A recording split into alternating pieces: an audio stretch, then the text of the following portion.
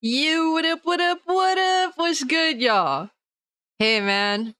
Happy Thursday, guys. Hope all is well. Really good to see y'all. It has been a pretty crazy ass week, man. Crazy ass week. But appreciate everyone that's pulling up. Let me see who the homies that is here. We got my boy Rocky. He was first. So I definitely want to acknowledge the man. And then we got Mad Hatter who's dropping by to, hit the like button. I appreciate that, guys. If you haven't hit the like button, it really helps out the channel. Thank y'all so much for hanging and being here. Then we got my boy Talos Ree, Neozoic, Oz Not Man. Good to see you guys. Alex vs. Evil, the hairline god or the lack thereof hairline. Yo, my man, what's good with you, dog? Always good to see you. We got Spectre. What's up, bro? Hope you're doing well. Disney, Sheep Herder. Howdy, good sir. Fuck Norris, the GOAT. Good to see you. Oz said he deleted Starfield. I knew you wasn't gonna like it. I mean, you just don't like those types of games. And I mean, hey, man, not every game is for everyone. Despite developers trying to make games for everyone and all that, no game is for everyone, and that's fine. I actually saved Oz like $30 because he was falling into the hype. I'm like, bro, you don't like these games. Just wait for it to drop. And hello and behold, he don't like it. But I give you props for trying it, Oz. That's what's up, man. You gave it a try. You found out it wasn't for you. It's all good, man. But guys, what y'all been playing? What y'all been watching? What has piqued your interest as of late? My boy Neo has a question. He said, fun question. Movie versus movie. Animal House versus The Breakfast Club. And yo, shout out to my boy. Oh man. Shout out to my boy Delta who put on Animal House like a couple weeks ago when we was watching that together. It was a fun watch. I don't think I've ever watched Animal House prior. So the fact I actually got to watch it like about 2 weeks ago and you ask about it is pretty crazy how things work out. But I mean, I like Animal House, but The Breakfast Club kind of does hold like more of a nostalgic factor to me.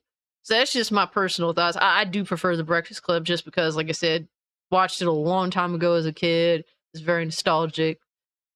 Overall, fun movie. I think Animal House is more fun because it's like insane. So I can give it that for sure. Yo, my man, Mr. Sleep Disease. What's good with you, fam? Always good to see you. My boy Unforgiven pulling up. Appreciate you.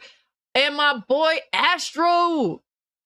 Yo, Astro, it's good to see you. Yeah, Oz just isn't into Elder Scrolls. He isn't into, Fallout. I'm not surprised that he's not into Starfield. It'd be like that. Yo, Axis! My boy Axis, good to see you, fam. My boy Zeno! Yo, guys, definitely check out Zeno, the producer. He puts out some bomb-ass beats. Zeno, I was checking out your latest beat. And I don't think I commented. I meant to. I'll get to it a bit. I'll get back to it eventually. But I was listening to it. I was vibing. That's what's up, bro. Yo, he's dropping all sorts of beats. He's putting in mad work. So shout out to you. Echo. Hey, appreciate you, Echo, for hitting the like button. I appreciate that, fam. Thank you so much. I appreciate all y'all for showing the love. It means a lot to me. Yo, Mr. Cannoli Sasquatch. Good to see you, fam. Mr. Cannoli's been playing Starfield as well. I hope you've been, I know you're kind of like, some things you like, some things not so much, but I hope that, you do end up enjoying it even more. Oz prefers The Breakfast Club. Let me see. Oh, Christian Frace, what's good with you, my man? Mr. Tarver Jr., appreciate you pulling up. What's good with you, homie? Fuck Nora said, I bought a graphics card today and got a copy of Starfield for free. Hell yeah, bro. That's the way to do it, man. You're gonna have, better visuals, okay? You're gonna have more frames. And then you got Starfield for free on top of it, man. That's W, W, W, W, and a W. Enjoy, sir. I hope that your graphics card serves you well. Christian Axis says, been playing Call of Duty, don't ask questions. I'm a Norby, you gave in, you caved. You deleted Call of Duty and you said you were done. Now you're back on it. Damn you, sir. Yeah, I knew you wasn't gonna last though. Honestly speaking, I'm like, hey man, you do you. I knew you was gonna cave. You a Call of Duty head through and through. Man, y'all popping in the chat. Of course, yo, Zeno, of course I gotta give you props, man. You freaking made a banger ass song for the channel. That's my intro song, and I wear it with pride because you made sure you took care of me. So that's what's important too, man. So always I appreciate you and thank you for that. Ooh, Alex Percival says, I'm liking Bomb Rush Cyberpunk. That's what's up, bro. This freaking, like, this summer has been insane for gaming. If you actually like, you know, indies and double A's, there's just too much. There's too much for me. Like, I put all that time into Starfield. I've been playing Starfield, like, almost exclusively. I played a little bit of Texas Chainsaw Massacre as well. I was playing that last night with the homies. But, like, I just had to put that 40 hours in because I didn't feel comfortable giving a first thoughts without putting like 40 hours into the game. And it's like crazy because I'm so meticulous with every like Bethesda game, like that's an open world RPG. Like I'm a meticulous looter. I'm meticulous at freaking just exploring like buildings and all that stuff. Like you can be in Starfield for hours and do so little. So I definitely didn't feel comfortable not at least putting 40 hours into the game. Yo, my boy Hypnotic and Words of Paradise pulling up. Hey, the Saturday Night Hypnosis crew. Good to see y'all. Appreciate you pulling up and hanging out with me, man. Disney Sheepherder says still stuck on Witcher 3. The expanded edition. Honestly, it's an awesome game. Just tried Starfield for a few hours. Might continue later. Hey. No, like The Witcher 3 is an awesome game, man. That's, you know, definitely keep on with that. There's plenty of content in that game, a lot of good you know, mechanics. The level of choice is damn good. My boy Black Metal Gamer pulling up, man. Hope you're doing well. Wrestling says I'm waiting for some more wrestling games. I do know more coming 2024. Facts.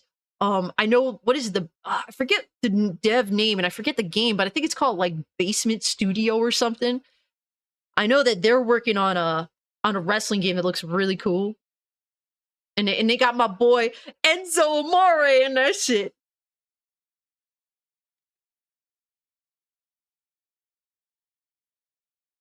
Nickelodeon All-Stars Brawl 2 seems exciting. Okay. Okay, I had the first one. I thought it was okay for what it was. I mean, it was like not visually the most impressive by any means, but it was some fast-paced like Smash Bros melee action that they had going on. Hell yeah, Derpnator says, and you can't teach that. Bada boom, realest ones in the room. How you doing? Hell yeah. Yo, that's my boy. Homie couldn't wrestle for shit, but he will talk all the shit. Yo, Zero Dozer, what's up with you? So, Too Real for Feels is every other Thursday. On the off Thursdays, it's just me, myself, and I, and of course you guys. So, but real quick, guys, you know, just throwing it out there. If you want to be a part of the Discord, a basic membership to the channel gets you instant access to the Discord server. Yo, it's, you know, appreciate y'all pulling up, hanging out with me, and being here. But we talk a lot of shit in our Discord server, so you want to be involved in that at any point. And are we gonna break out Kid Trunks tonight? I mean, maybe. Virtual Basement. That's it, Disney Sheepherder. The wrestling code game. Yep, that's the one. That's the one I'm waiting on. That's what's up. Opinions on the rumors of the Switch 2 has a level of PS5 graphics. I don't know if it's true or not. Yeah, we're gonna go through that. That's actually one of the topics for tonight.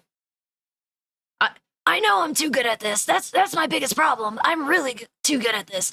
That is why I think I will resort to using this voice perhaps to read super chats. I think that's fair. People love when I do this. I don't know why. It is amusing.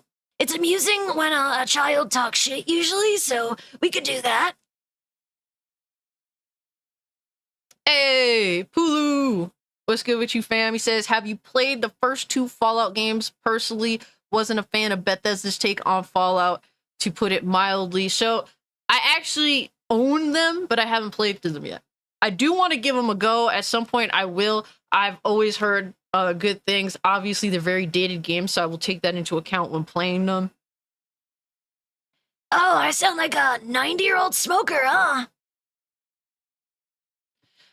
I don't know. I've been told I sound like that even when I don't talk like that. So, do I? I don't know. Like, I know I have a very insane voice. Like, my voice is definitely different from the average bitch. Let's just put it that way.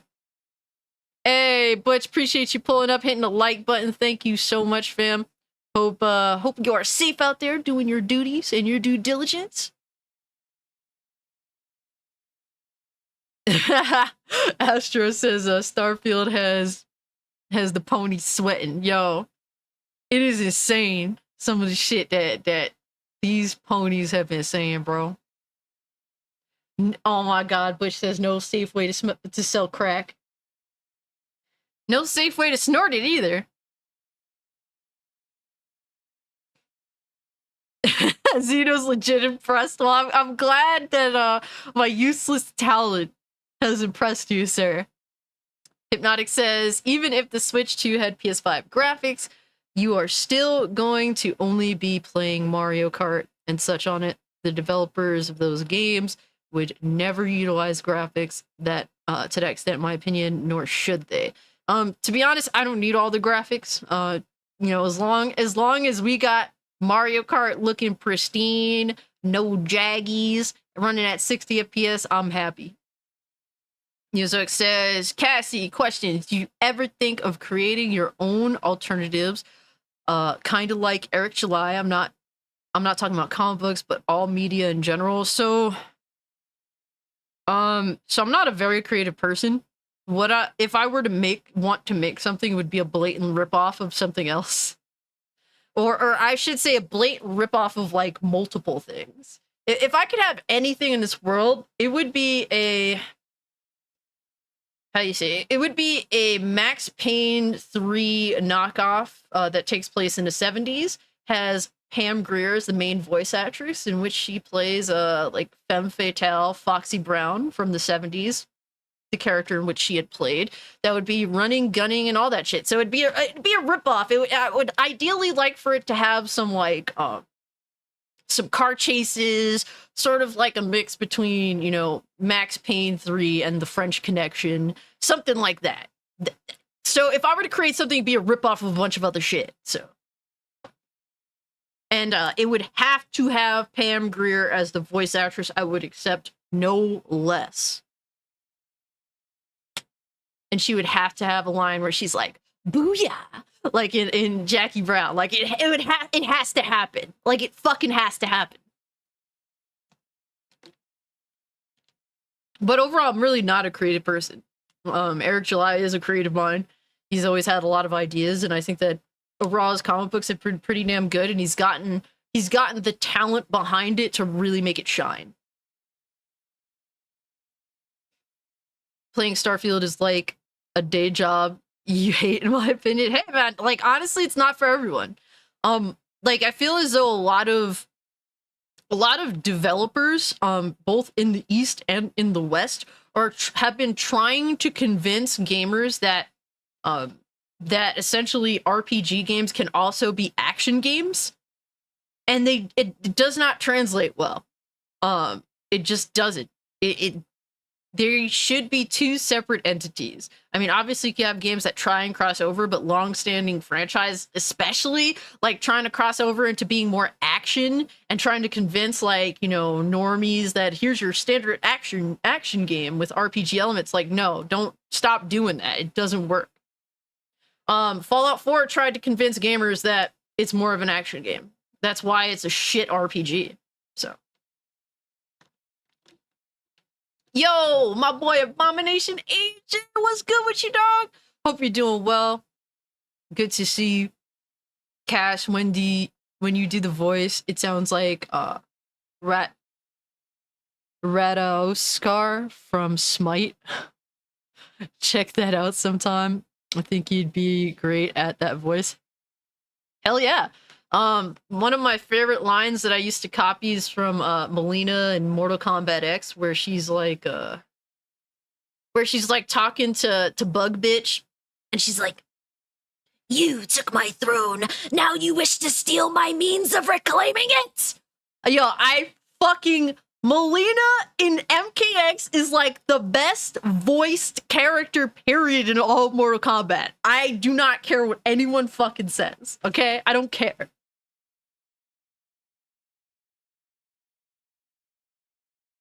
Appreciate it when we actually get proper RPGs these days. Facts, bro.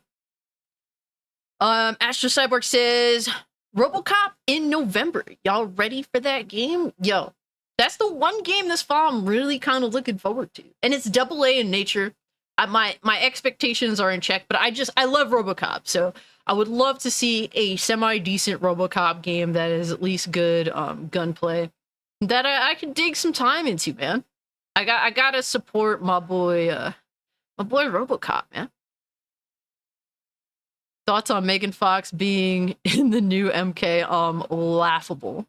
It's a fucking joke, Macaroni Tony. But I mean, to be fair, Mortal Kombat has now become synonymous with getting talent, like people that don't know how to fucking voice act. I mean, just look at just look at Sonya in Mortal Kombat 11. Need I fucking say more? Trepang 2 coming to PS5 October 2nd. More people can play a dope-ass game. That's what's up, man. I'm happy to see it. Nah, that's cool. It's a dope game. It's a fun first-person shooter. Megan Fox is indeed batshit crazy. She's pretty. She's starting to look a little more like Madonna as she ages. I don't know if you guys have noticed that, but I mean, she's not ugly. But yeah, she is a talentless, crazy fucking bitch that's like a self-proclaimed witch. So, her words, not mine. And she apparently performs voodoo.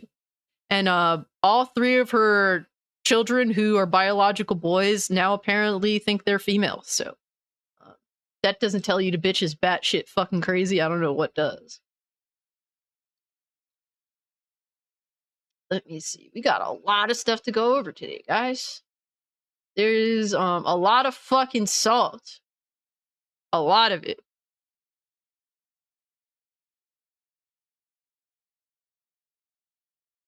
It is insane the amount of salt we have present here today. Good sirs.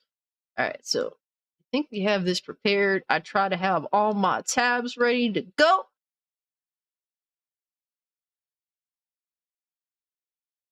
Someone apparently thinks I don't know.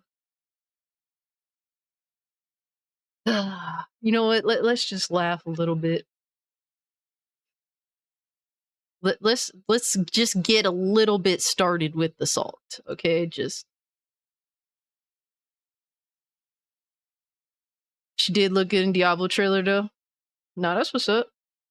Hey man, as long as it sells you, right? That's the whole point. Her voice acting definitely don't sell me. I'm just saying. But then again, you know, I'm not attracted to her at all. So we got MBG here. Who's saying I think Spider-Man 2 is going to be the biggest PS5 game launch. God of War Ragnarok had a colossal launch, but the excitement surrounding the game is massive. And honestly, I just like triggering ponies, man. It's just like, it's fucking easy. I've been subtle about it though, but I was saying the hate for Starfield has been far stronger in comparison. Has been drowning out the Spidey hype. And honestly, in my personal opinion, I've seen so much fucking hate for Starfield that like the hype and excitement for Spider-Man's kind of just like on the wayside. Saw you commented on this on my alt. You're fine with Megan Fox personally? I don't mind her in what's it called? Jennifer's Body. I thought she was good in Jennifer's Body. FedEx has you stressed? Wait, what is FedEx doing to you, homie? Do I need to go fuck someone up? And this dude right here says 19 inches tweet alone destroyed that mid. And I'm just like, because it literally sounded perverse. Okay, motherfuckers is literally saying 19 inches of venom. That sounds very perverse in nature. And I was like, this isn't the W you were hoping for. And he's asking, am I pained? And it's like, bro, I'm not in pain. You're the one taking 19 inches, dog. I'm just saying.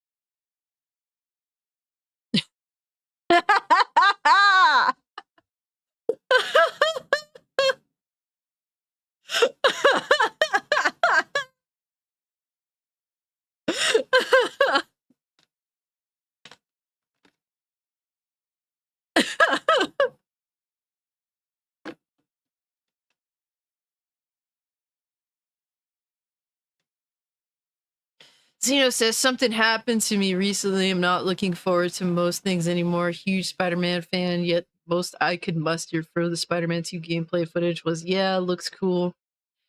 I mean, I hope that things change. Obviously, I want, all my friends to find something to be excited for and for that to actually pay off.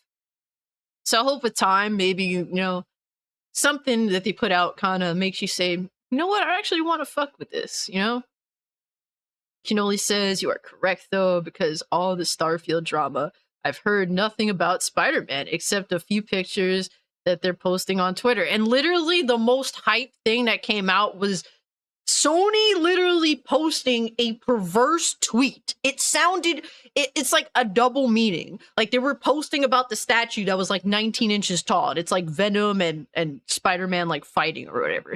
In like some sort of fight pose. And they're like, are you guys ready for 19 inches of Venom? And of course it was gonna go viral. It has a double meaning. Like, bruh, it sounds perverse in nature. Of course perverse, subtle perverse shit gonna go viral.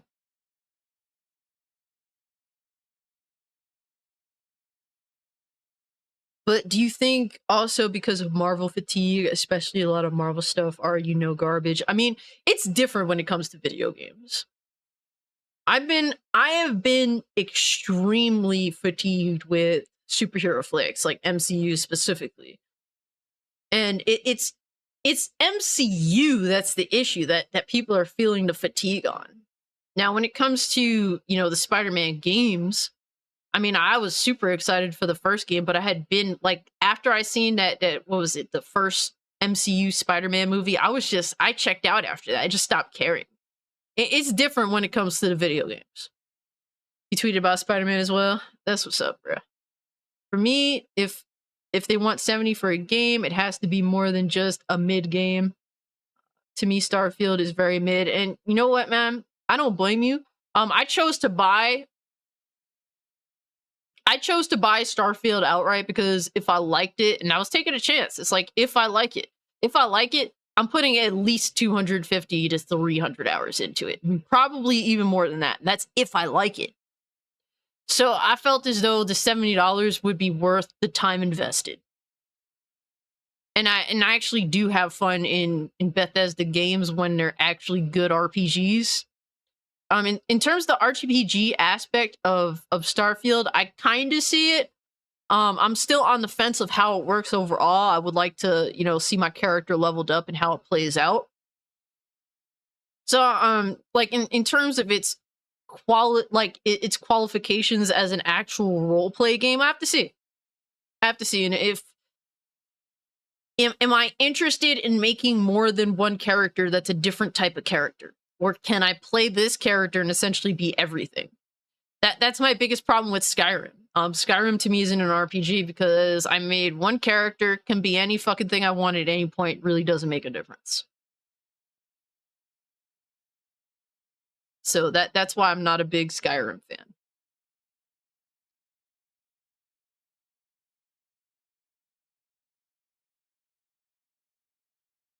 Yeah, for me, I'm not hyped about Spider-Man. I'm pretty much hold the same stance as you, Deathmaster. I'm not hyped for Spider-Man, but I'm still looking forward to it. Because, like, I just like swinging around the city. I like doing all that stuff. Hopefully they expand upon, like, your fighting mechanics and it feels more adeptual. But I really enjoyed the Marvel Spider-Man game on PS4. I was digging that shit. I feel as though, you know, I'm not crazy about Miles Morales. I thought it was good, like, fighting mechanics. So I hope I hope that they even expand upon that. I think it was improved fighting mechanics, but I didn't really care about the story. Didn't care about the characters. The game design felt extremely DLC. So we'll have to see, man. But getting into the first topic at hand, we got some news on what Call of Duty is going to be doing in the future in regards to voice chat. And mind you, Call of Duty has been doing everything in its power to essentially not get you to not want to talk in chat with anybody at this point. We need the black Raimi suit though. No, I feel like it's gonna eventually be there. I would like alternatives for sure. Am I crazy about the Raimi suit? Personally, I don't care. I like the regular Raimi suit. Everything that reminds me of Spider-Man 3 kind of makes me go, ugh. But if it's there, it's a plus because a lot of people love it, so I hope it's there. Hey, Glenn C, appreciate the sub, homie.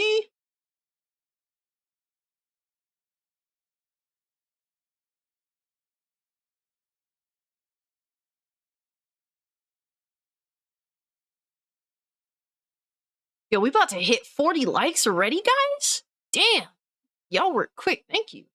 Y'all too much, man. Too much. Thank you so much. Appreciate y'all. Spider-Man 3 wasn't that bad. By modern standards, I agree. But I watched that in the movie theater, dog, and I was cringing. It's like I remember how I felt after watching it. And being in the movie theater, and I didn't have like movie theater foolishness. Like I knew immediately that, oh man, this is a massive downgrade.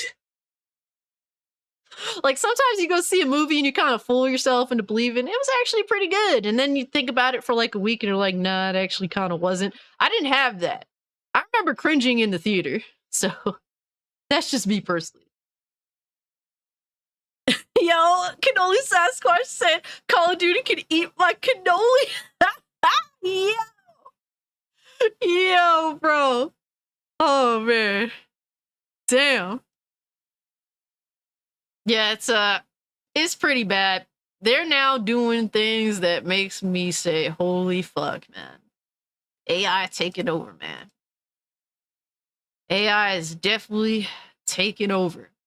But this is from the Call of Duty staff themselves, and they say Call of Duty takes aim at voice chat toxicity, details year-to-date moderation progress. Call of Duty's anti-toxicity team details efforts to reduce disruptive in-game behavior. To me, when I was growing up, when I was a teenager, one of the biggest draws was the bad behavior in voice chat.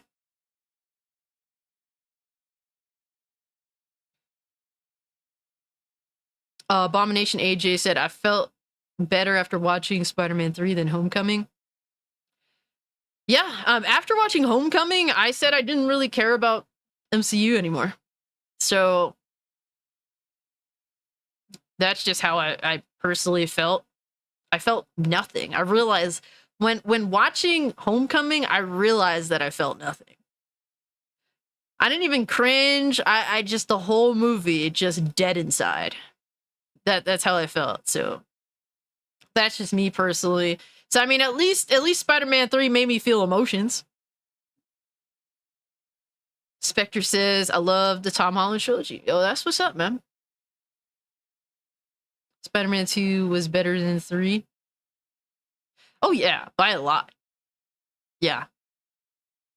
I prefer Raimi's Spider-Man 1 over all of them, but 2 is a better movie. You can say whatever you want as long as it's what you want to say. Facts, Z. Pulu says the 1960s Japanese Spider-Man series was quite a... Oh, you mean the 1970s? Yo.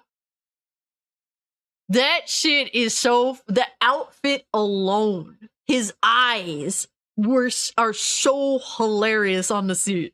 Yo, my boy East. Yo, what's good with you, dog? Yo, Blaze has a problem with East calling me CC. People call me Triple C. Now East calls me CC. I could dig it, man. I could dig it. Man, we chilling. We just talking about the update to Call of Duty. It's not good, especially with like talking a little shit. But I don't know if they're gonna continue to disband lobbies like after a game session, or if they're just gonna now like go out of their way to try and ban people. But they say Call of Duty is taking the next leap forward in its commitment to combat toxic and disruptive behavior with in-game voice chat moderation, beginning with the launch of Call of Duty Modern Warfare 3 this November 10th. Activision will team up with Modulate to deliver global real-time voice chat moderation at scale, starting with this fall's upcoming Call of Duty. Call of Duty's new voice chat moderation system utilizes ToxBot, the AI-powered voice chat moderation technology from Modulate, to identify in real time and enforce against toxic speech, including hate speech, discriminatory language, harassment, and more. This new development will bolster the ongoing moderation system led by the Call of Duty anti-toxicity team, which includes text-based filtering across 14 languages and in-game text, chat, and usernames, as well as the robust in-game player reporting system. An initial beta rollout of the voice chat moderation technology will begin in North America on August 30th inside the existing games Call of Duty Modern Warfare 2 and Call of Duty Warzone, to be followed by a full worldwide release, excluding Asia, timed to Call of Duty Modern Warfare 3 November 10th. Support will begin in English with additional languages to follow at a later date.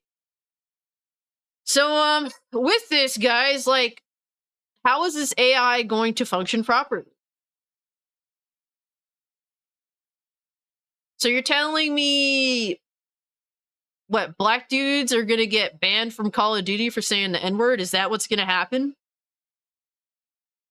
Are you telling me that it's likely not going to be able to distinguish what from what? I mean, that's pretty obviously gonna fucking happen.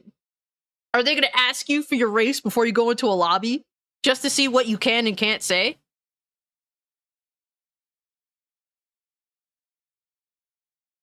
This just hurts. Like, it's almost like they want you to buy the game.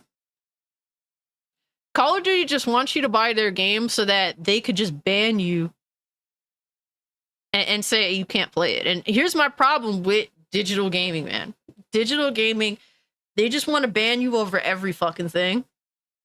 Who cares if someone gets into a fight on Call of Duty? That's literally comes with the territory. That's what your franchise is fucking infamous for. So at the end of the day, man, to preserve people's, like, purchases, I'm against all this shit. And with that comes negatives, of course. There's going to be toxicity. There's going to be, there's going to be bad shit that comes with that. But guess what? How is it that it's completely legal to sell someone a product and then take it back whenever you feel like it?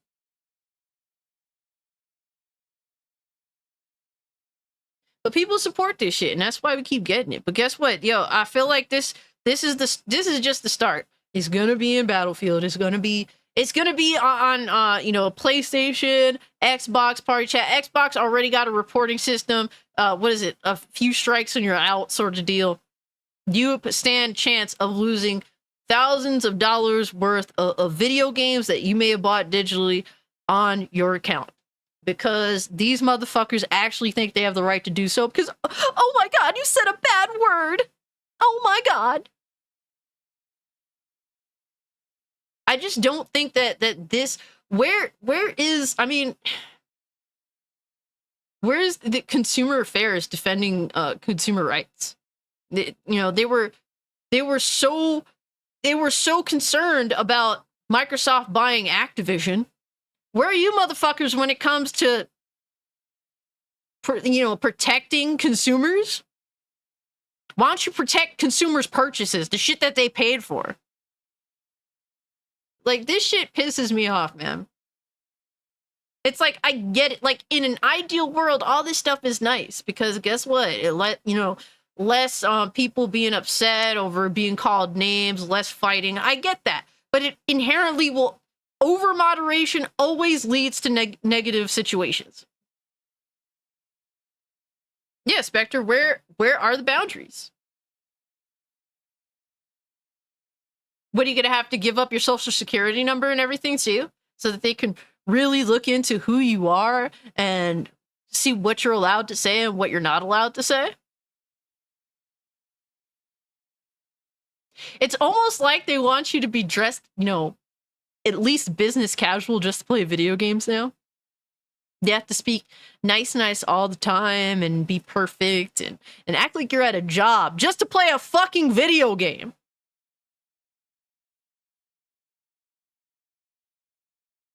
Man, I got my Diana Ross t-shirt today. That's my girl for life.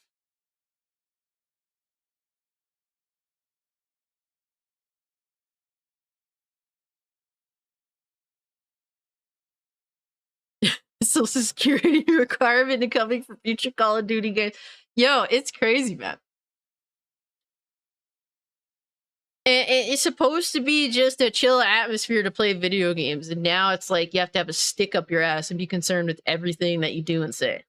But this is everywhere. This is everywhere, and guess what? It has led to really dulling the fun.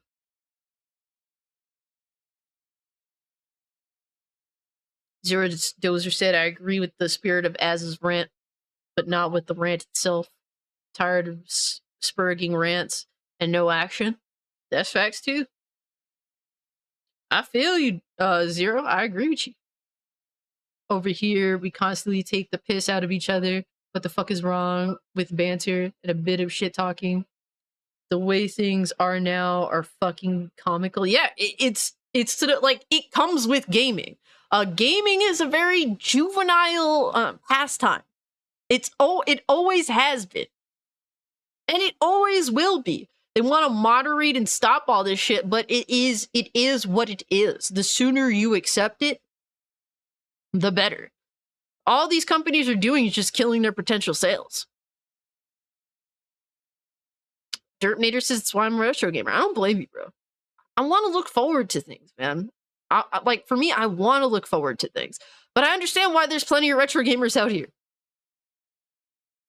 Not for nothing, a bunch of people it isn't my concern that people are too fucking pussy whooped to deal with the internet. If you can't deal with it, get the fuck off. You have your own moderation tools on Call of Duty. You can mute everyone. You don't have to hear the conversations. You don't have to engage in the conversations. On Texas Chainsaw Massacre, you can literally go into the settings and toggle whether you want to have voice chat on or off.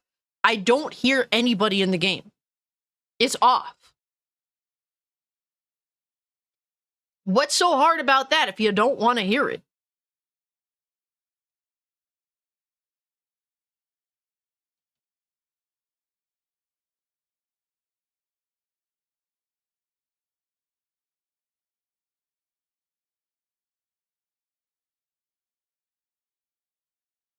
Yo, my boy Mez, what's good with you, homie?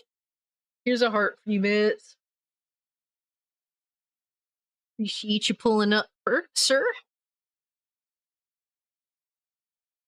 Zeno! Nah, I appreciate you pulling up, Zeno. Definitely get some rest. Talk to you soon, homie. Have a good one. But yeah, I just think it's complete bullshit now that they're hiring AI to essentially censor gamers, likely ban them from games that they taught, that they purchased, shit like that. Absolutely fucking ridiculous. So, like I've been warning you guys, I've made videos on it. I've talked in, previous live streams about it. Do not shit where you eat. If you If you value your game libraries that you paid for digitally, do not talk in game chats. Do not talk in freaking on PlayStation party chat, Xbox party chat, Call of Duty lobbies. If you value what you got, don't do that shit. Go take it elsewhere. Take it to Discord. If you lose your Discord account, you're not losing much.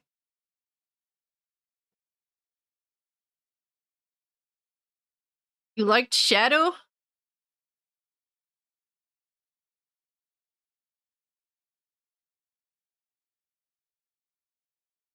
You know what? I liked Shadow, but I will say, yeah, the intro, the diversity disclaimer was so fucking cringe, bro.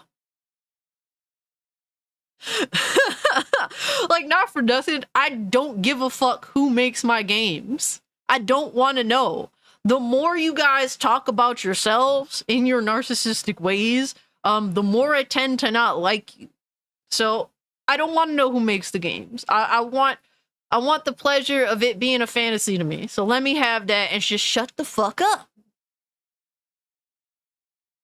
Ah, shit. Yo, Mez, bro.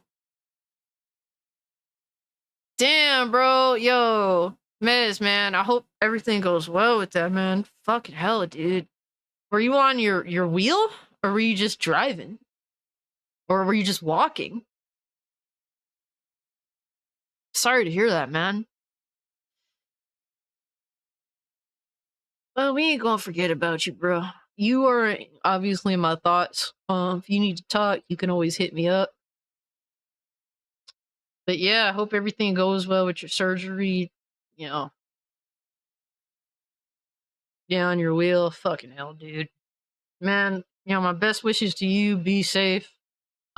Preferably don't go on your wheel anymore. I know that's your passion, but at the same time, it doesn't seem to end too well sometimes. But hope things make a turnaround for you, man. Shadow of the Tomb Raider is a fun game, but it does have a stupid ass disclaimer in the front, which wants you to know that a bunch of people were extremely diverse, they thems and whatnot made the game. But yeah, it was a fun game. I enjoyed it for what it was.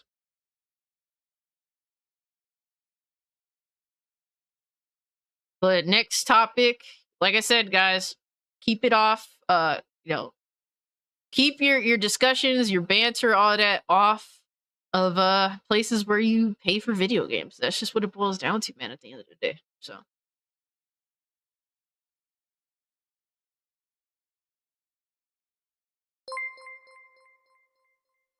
hey, yo, Spectre. Man, Spectre. You ain't gotta do that, bro. Thank you so much for the 5.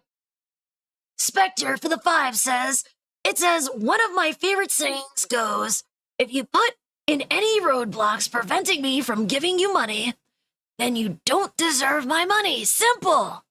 That is facts. That is facts. That is wise words, good sir, and I appreciate those words. I think we all appreciate those words.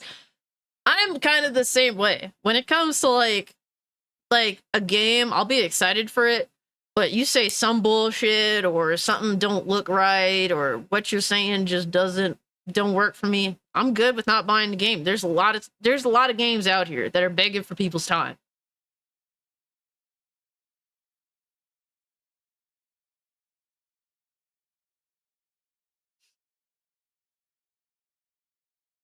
The whole oil rig sequence.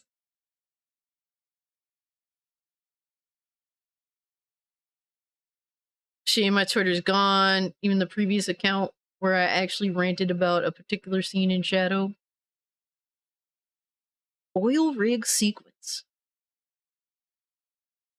Like, it's Shadow of the Tomb Raider is like, I love the gameplay, but Lara sucks as a character. She sucked in Rise of the Tomb Raider as well. There was no rising of Lara Croft. There's definitely none of that. She rose in the first reboot game, and then after that, she stayed stagnant. Nothing changed. Abomination AJ said, I first saw that kind of shit on Crash Team Racing, had me cracking up. it's like they can't help themselves. Like, bro, the money should speak for it. You don't have to force your bullshit into the game. I don't want to know who makes my games at this point because I'm sorry, y'all can't be like y'all just can't help yourselves. Like developers can't help but insert themselves in every fucking thing, their politics and every fucking thing. So I don't care about you. I'm not afraid to say that shit either. Some people say, "Oh, you're so mean, Cassie. Oh my god, you're so toxic." I don't give a fuck.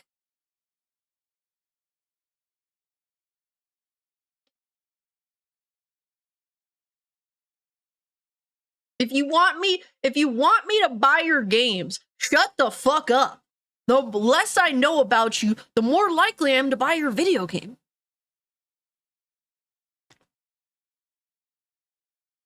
Lara sucks. Stories are forgettable. Yeah, you're not lying. I love the gameplay. That's what it is. The more devs get on Twitter, the more I see how many of them are absolute. Yo, they are fucking idiots, not for nothing. The more they speak, and we got a little bit of Jaffe up in here tonight. You know what? Grumps too, technically. Cause that motherfucker don't stop. He is straight up grifting off of hating on Starfield. They do stay exposing themselves. Like if you just shut the fuck up, and honestly, they're just has-beens, really, Grums and Jaffe at the end of the day. What have they fucking been making? But next up, the discussion is sources say Nintendo showed Switch 2 demos at Gamescom. That's interesting, man. Shit. Honestly, Switch 2 is probably the only console experience that I may indulge in, because I don't see myself getting a PS5 Pro. I don't see myself getting an Xbox, I don't know, Series something else or other. Like, there's just 0 points to that shit. Switch still has a purpose, and Nintendo still guarantees video games, even with some of their worst console releases. The Wii U was a shit console, still had good first party though. So the company is understood to have held a private tech demos ahead of an expected 2024 launch. And Zero Dose, those are saying sources. What sources? And well, this is specifically from Eurogamer itself, and VGC is reporting on Eurogamer, but apparently they claim to have done their due diligence in corroborating the sources. Hey, Spectre, I always appreciate that, fam. Yeah, there's definitely some interesting things. I mean, we can't say for sure, but if this is the case, this would surprise me. Wii U was an underappreciated, misunderstood gem. Fact is, it had good-ass games. It had great first party. So much so that since a lot of people missed out on that first party, Nintendo chose to port most of it onto the Switch.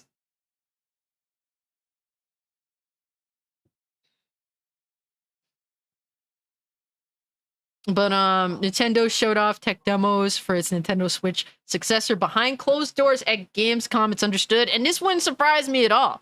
The Switch 2 is coming. We don't know the details. We don't know, if this is even, like, true. Who knows at the end of the day? But it wouldn't surprise me. It wouldn't surprise me. And they said that's according to a new report from Eurogamer, which VGC has corroborated via our own sources. According to the publication, Nintendo privately showed invited developers prepared tech demos for its next generation game console, which could launch next year. One Switch 2 demo is understood to have been an improved version of the Switch launch title, Zelda Breath of the Wild. Yo, Harvin Smith is a fucking hard-on that flipped his fucking couch.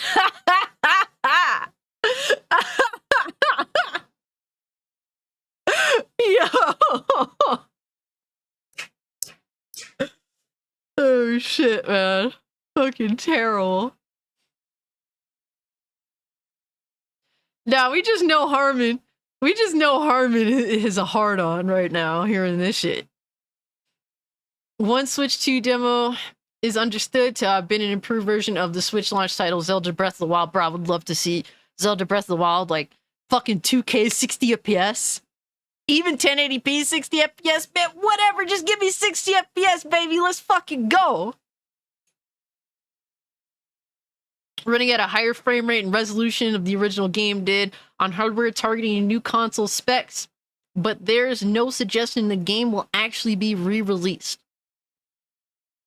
Another VGC source claimed that Nintendo showcased Epic's impressive The Matrix Awakening Unreal Engine 5 tech demo.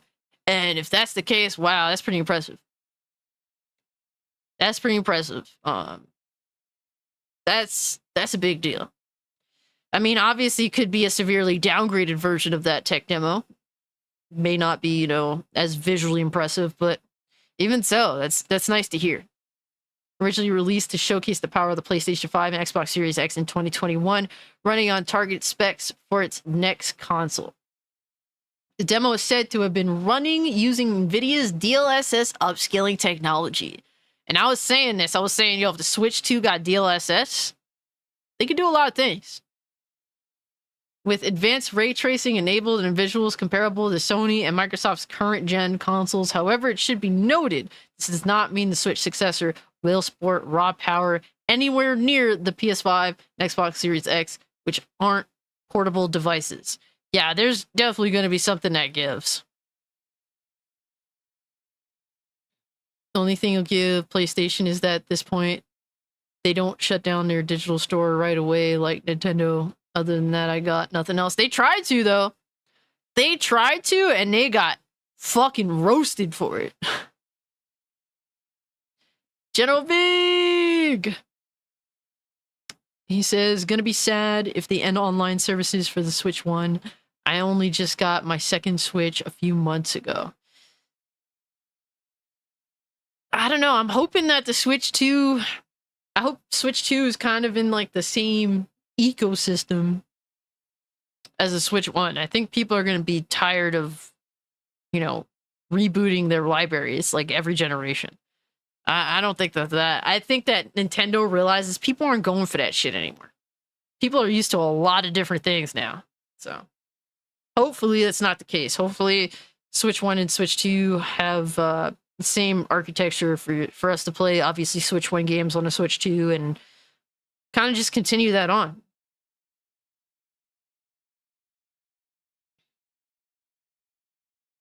Nintendo got a long way to go.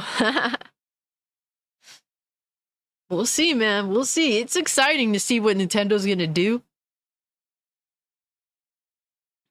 But, DLSS, deep learning, super sampling is a feature, blah, blah, blah. Yeah, so they get into, like, DLSS and all that. Notably, Nintendo filed patents for potential AI upscaling technology plans back in March of 2020. That's also worth noting. I would, Nintendo includes a diagram with the patent showing, which shows a 1440p image being upscaled to 1080p. It does, however, mention the other upscaling process, including upscaling to 4K, would be possible. Okay. I mean, I would love to see Nintendo aim high. Definitely would love to see that. You know, obviously tempered expectations is a must. But it's interesting things. But guys, speaking of Harmon Smith, I think we have our very own Harmon Smith here, guys. Not Harmon Smith himself, but what Harmon Smith is to, I guess, Alex. I guess now I might have one of those. I'm just saying. I'm just saying because oh man. It's gonna be interesting, guys. Because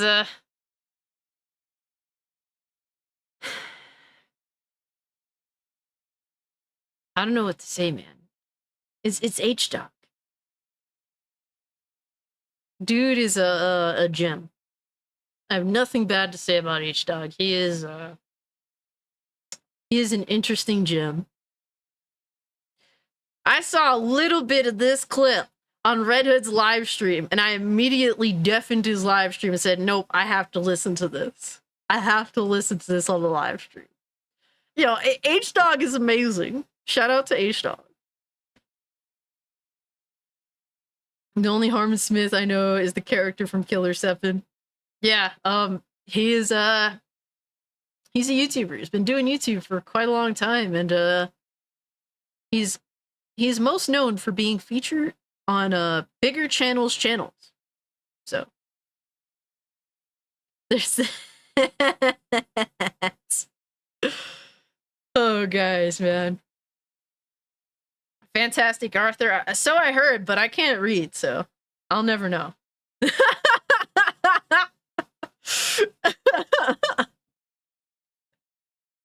I can't read.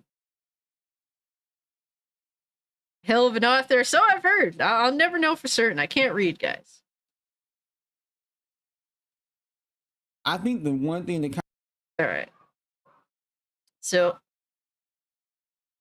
we got this wonderful video here for y'all.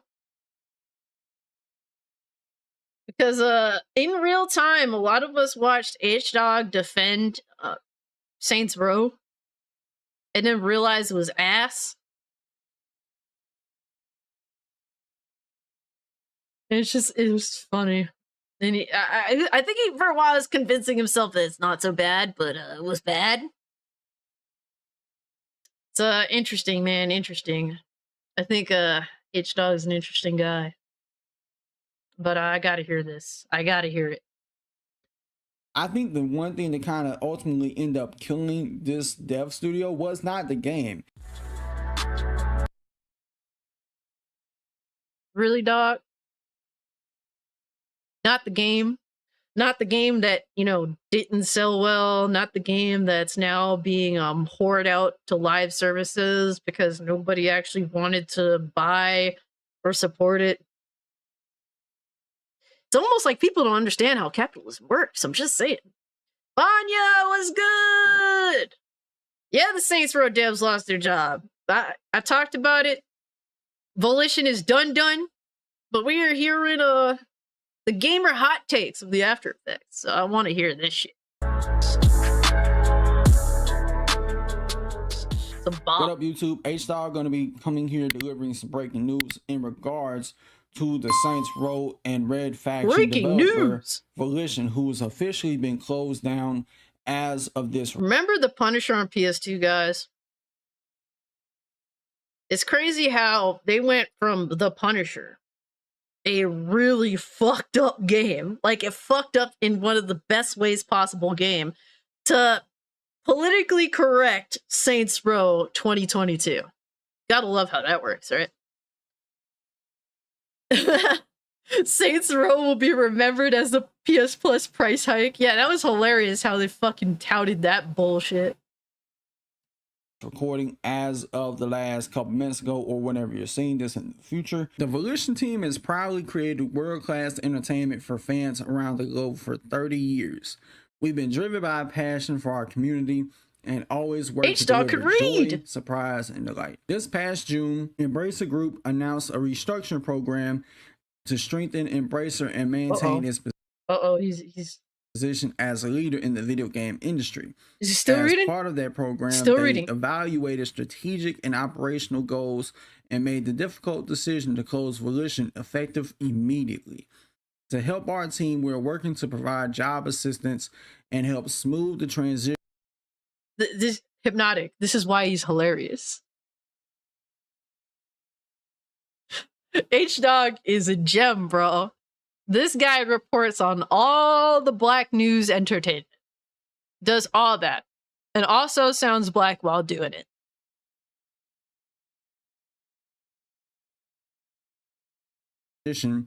For our Volition family members. We thank our customers and fans around the world for all the love and support for over the years. You will always be in our hearts. This is one of them things where I'm absolutely shocked by. Because even though I felt like that the Saints were reboot. Who the fuck was shocked? Who the fuck was shocked when they said, "Oh yeah, Volition, you're closing down"? Like, who the fuck was honestly shocked? I think only Volition was shocked, and apparently H-Dog, because literally a month prior, Volition was celebrating their 30th anniversary. So, it's hilarious that you're celebrating your 30th anniversary after releasing a fucking stinker of a video game, only to get shut down like the month afterward. No one, exactly, Dozier, nobody was shocked by this shit. Bro, if he wasn't live action, I would seriously think he was black. Was bad. Hold up. Hold on. I think that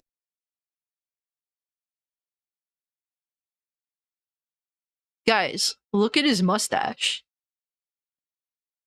it was going to go down this way, where they would end up having to just say, like, why is it really thick on like this side and it's like super thin on this side?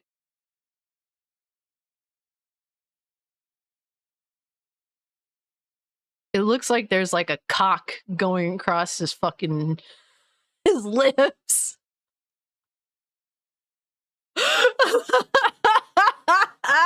Yo!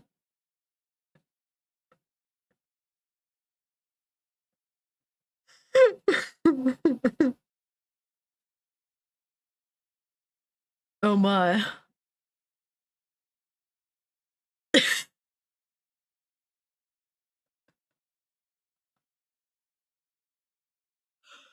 Hold on.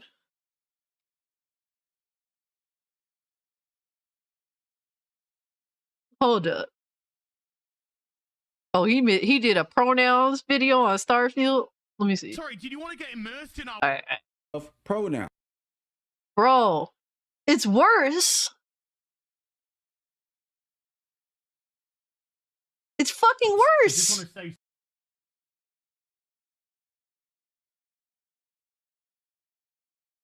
Somebody's actually What getting is- this bro? physically ill. What is up with his mustache? Physically upset over pronouns in a video game.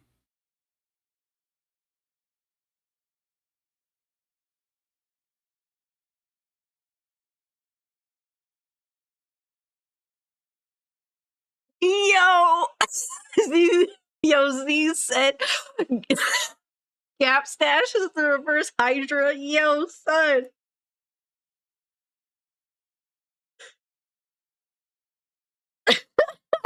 Yo. Zach got the Starfield graphics. He does look like a Starfield NPC, but I think even they got their mustache properly lined up. I could be wrong, but he definitely do look like a Starfield NPC. Yo, not for nothing. I mean, yo, Dreamcast guy look like a Bethesda character. Shout out to Blaze for pointing out the obvious, but H-Dog kind of looks like a Bethesda character too. All right, let's bring it back. We can only do a one H-Dog video in a live stream. It looks like he has too much weed. He does have that Bethesda NPC look about him. You know what? We got to cut our ties with them. And we know it was just last year in November that Volition went from being moved to Deep Silver to Gearbox, which really did not make all that much of a difference, considering the fact that Gearbox is also owned by Embracer. Mind you, H-Dog literally said that why didn't Sony pick them up? Yo, Arceus. Yo, bro. Man, yo, thank you so much, fam. You totally didn't have to. He said, Sup, class? Keep up the good work. So Volition was at this point populated by Zoomers, as a lot of the OGs left after Saints Row 2, and it kind of explains why they hated the franchise, man. yo, Arceus, man, you speak facts there, bro. Thank you so much for the 70 Czar. I'm not familiar with I'm not actually familiar with that currency. I'm not a worldly person, guys. Okay, I'm sorry, but thank you so much for the czar. Appreciate it, fam. Some people just need to be kept from video cameras.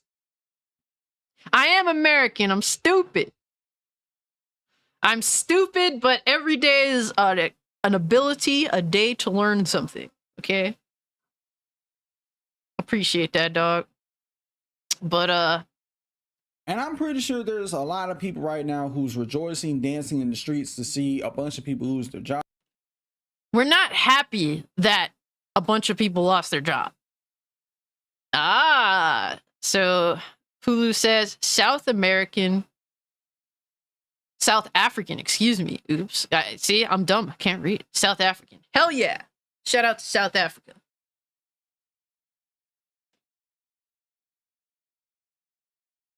I'm from America. I'm stupid. Comes with the territory, quite literally.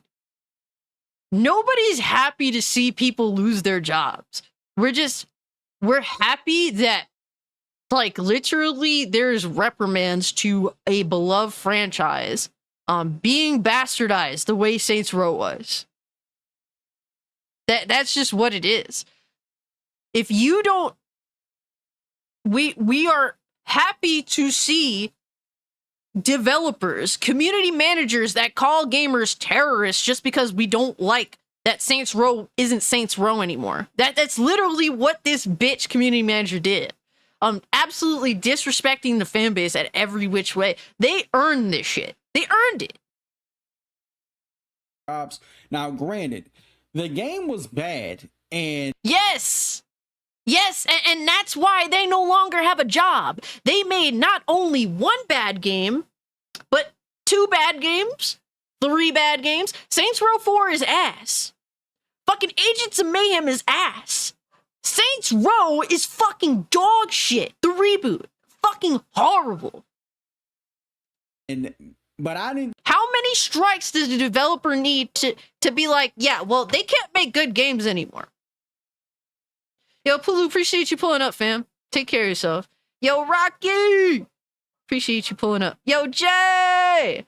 Yeah, I was on Jay's live stream yesterday. It was an awesome time, man. Just so you guys know, if you want to check that out, there is on my channel, there's a part on my page called Creators Content I'm Featured in.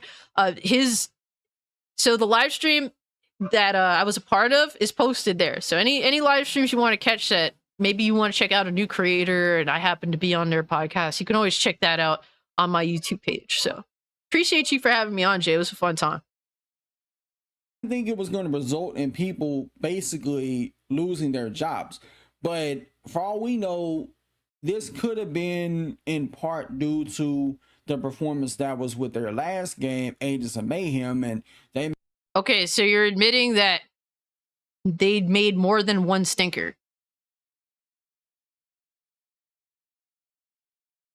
Hey, appreciate that, bro. Shout out to you, Jay. Let me get an e-hug, bro. Appreciate you, fam. GTA is dead. I don't care anymore. It's one of those things where I understand, like, people don't care. Like, I have very, like, for me, am I interested in GTA 6? Yes.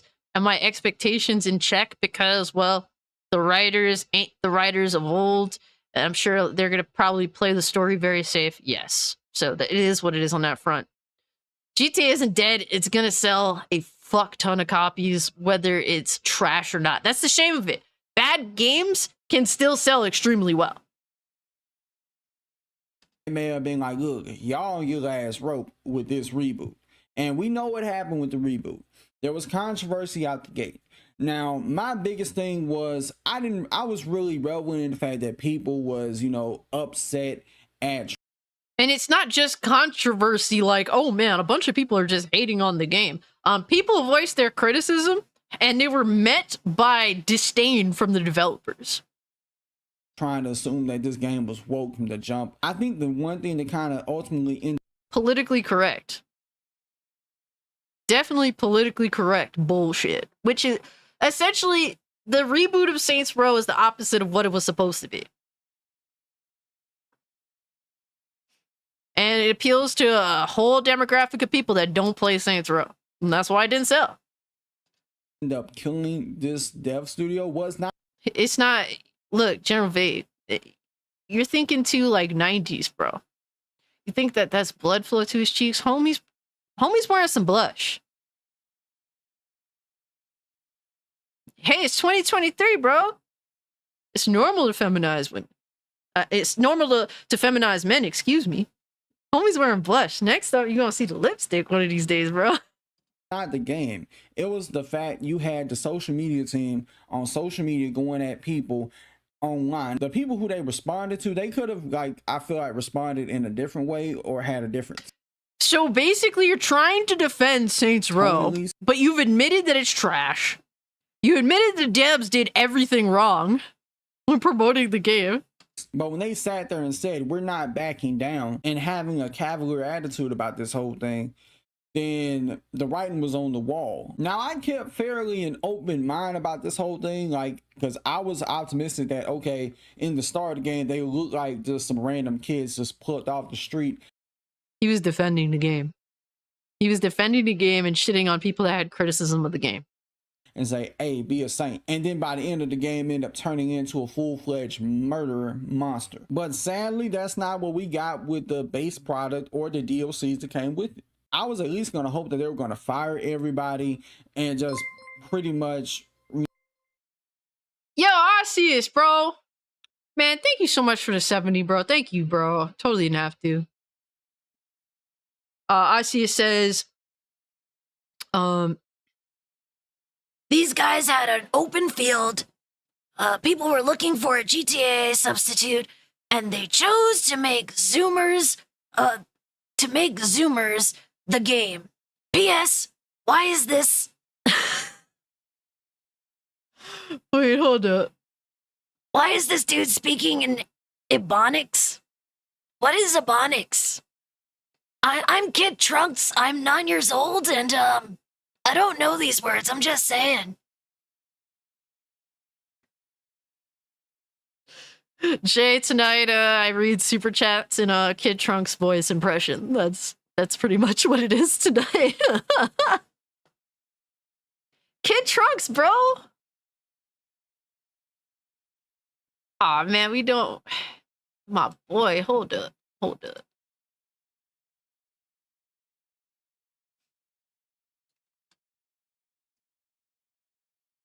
See, I can't do, Future Trunks voice because I don't have balls, guys.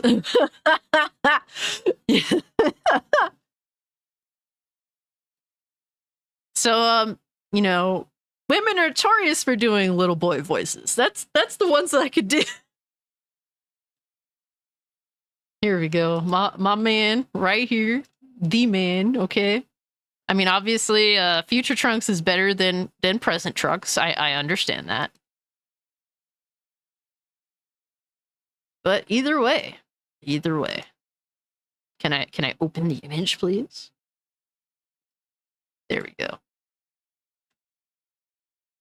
The man, the myth, the legend. Kid Trunks, baby! That's how we do.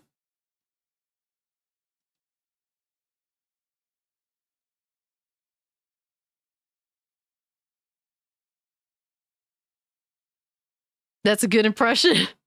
Oh, you think so, huh? Well, it's not an impression, guys. I'm actually Kid Trunks.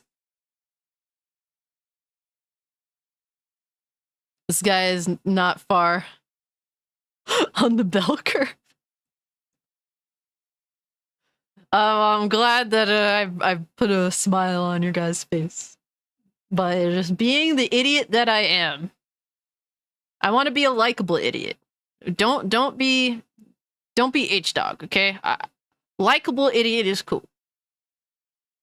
Any Trunks is better than Cassie Trunks. Hey, yo. Like swim trunks, Picasso? You should rock the no hat. You have good hair. I do have good hair. It's frizzy shit, but to be fair, it's like a moniker of the channel. Like, the tomboy thing, the hat hat to the back. I mean, like I do say that my theme song, if I was into WWF, my theme song would in fact be Hat to the Back by TLC. That explains me. That's just always been me. Hat to the back, hands down real low. I don't sag. I will say that. That's the kind of girl I am. That's the kind of girl yo, that's my shit right there, bro. You know, hire a bunch of people who are talented developers at their craft to really steer the ship in the right direction. Because when and people that actually know how to talk to people they're trying to sell video games to. Yeah, get people that actually know what the fuck they're doing in their particular field. Yeah, thanks a lot for letting us know that that's what they should have done, H-Dog. I don't understand what this video is about. you're at the bottom, you can't go nowhere but up. And it's crazy because the last game that they made was the Saints Row reboot, which from a game standpoint, from a fundamental standpoint, was terrible. And I don't think it had nothing to do with any alleged... It's terrible in every fucking conceivable way. The DLC is dog shit. The main game is dog shit. It played like shit. It literally played like dog shit. And then they said, oh, well, we did a massive overhaul patch that made the game, you know, run and play it and feel a lot better. That was not true from what I've heard from people that have played it. And the DLC was like a half fucking hour. What are the DLC packs that they released? Politics that was allegedly shoved into the game. I mean, if you played Saints... It was Zoomer bullshit. Literally insufferable Zoomer bullshit. Row, you know that the series is based on politics. But the bigger...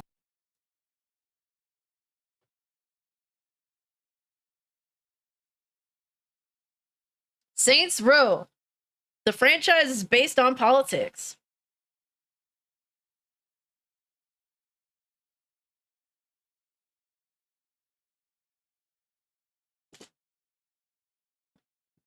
Didn't know that. I didn't know anything was political about smacking the shit out of someone with a purple dildo. Apparently that's very political. Yeah. Deathmaster234 is asking, is anyone a fan of One Piece? How do you feel about the Netflix series? I'm not really into One Piece. I've watched like the first season. I thought it was cool, but I never like kept up with any of it. But I'm hearing a lot of good things about the Netflix series, which is pretty cool. The question remains, what happens to all these IPs? Do they just sit there in Embracer Group's vault? Or do they just sell them off or hand them down to one of their developers? How is it Embracer Group's fault? Saints Row is no longer profitable.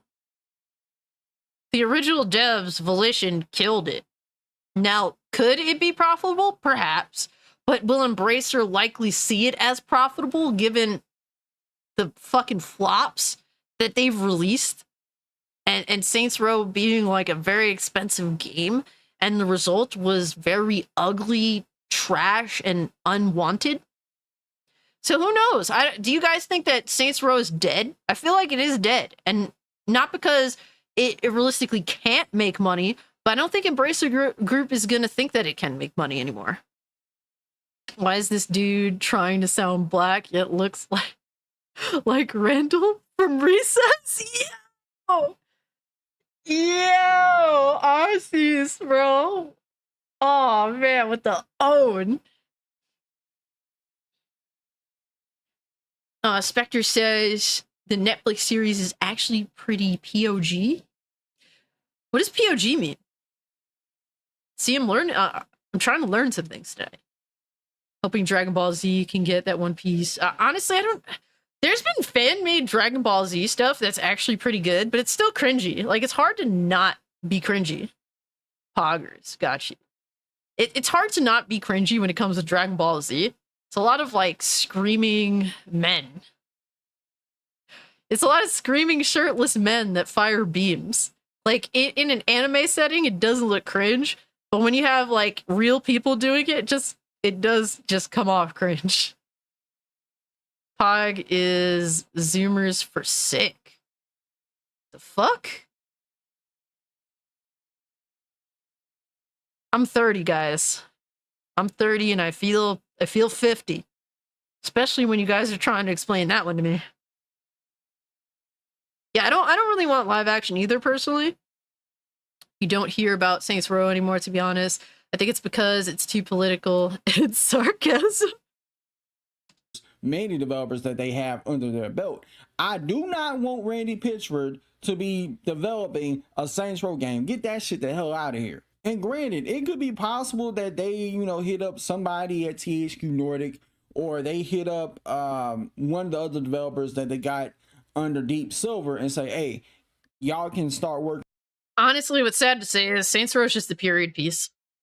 It could have been more than that, but unfortunately, developers are now too pussy whooped to make a genuine Saints Row game.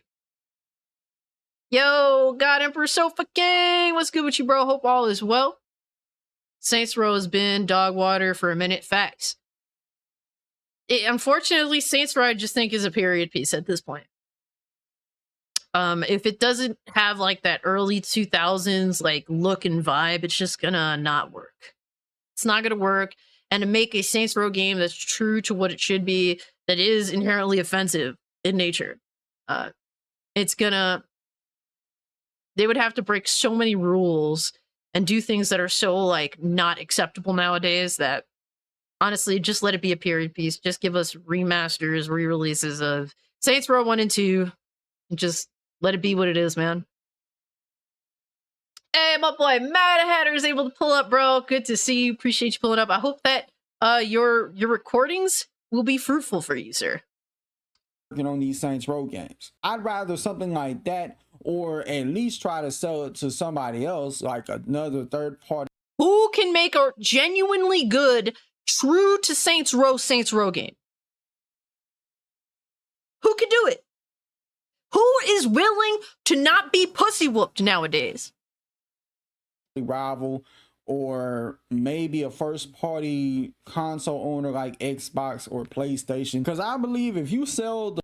You think PlayStation gonna do a Saints Row justice? Yo! Oh my god, bro.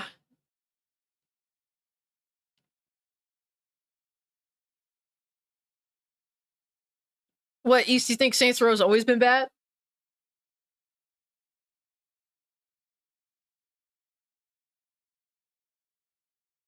East says, don't put faith in Embracer. They don't truly care about gaming. They in that shit for the money. Hey, man, I wouldn't be surprised. I wouldn't be surprised at all. And it's a shame because I know that THQ Nordic is under them now, and I think THQ Nordic makes, you know, does solid job and gives like fans what they want. So I'm hoping that being under Embracer doesn't fuck that up. Hell yeah, Saints Row 2 was the GOAT. Fuck yeah, dude. THQ Nordic could do a remaster of Saints Row 1 and 2. I know for a fact that one or both of the codes for those games are like missing. So that's a problem. The rights to the Saints Row franchise and or Red Faction or all the other IPs that Volition has in the vault to somebody like Sony, they can take them IPs and do something magically great with them.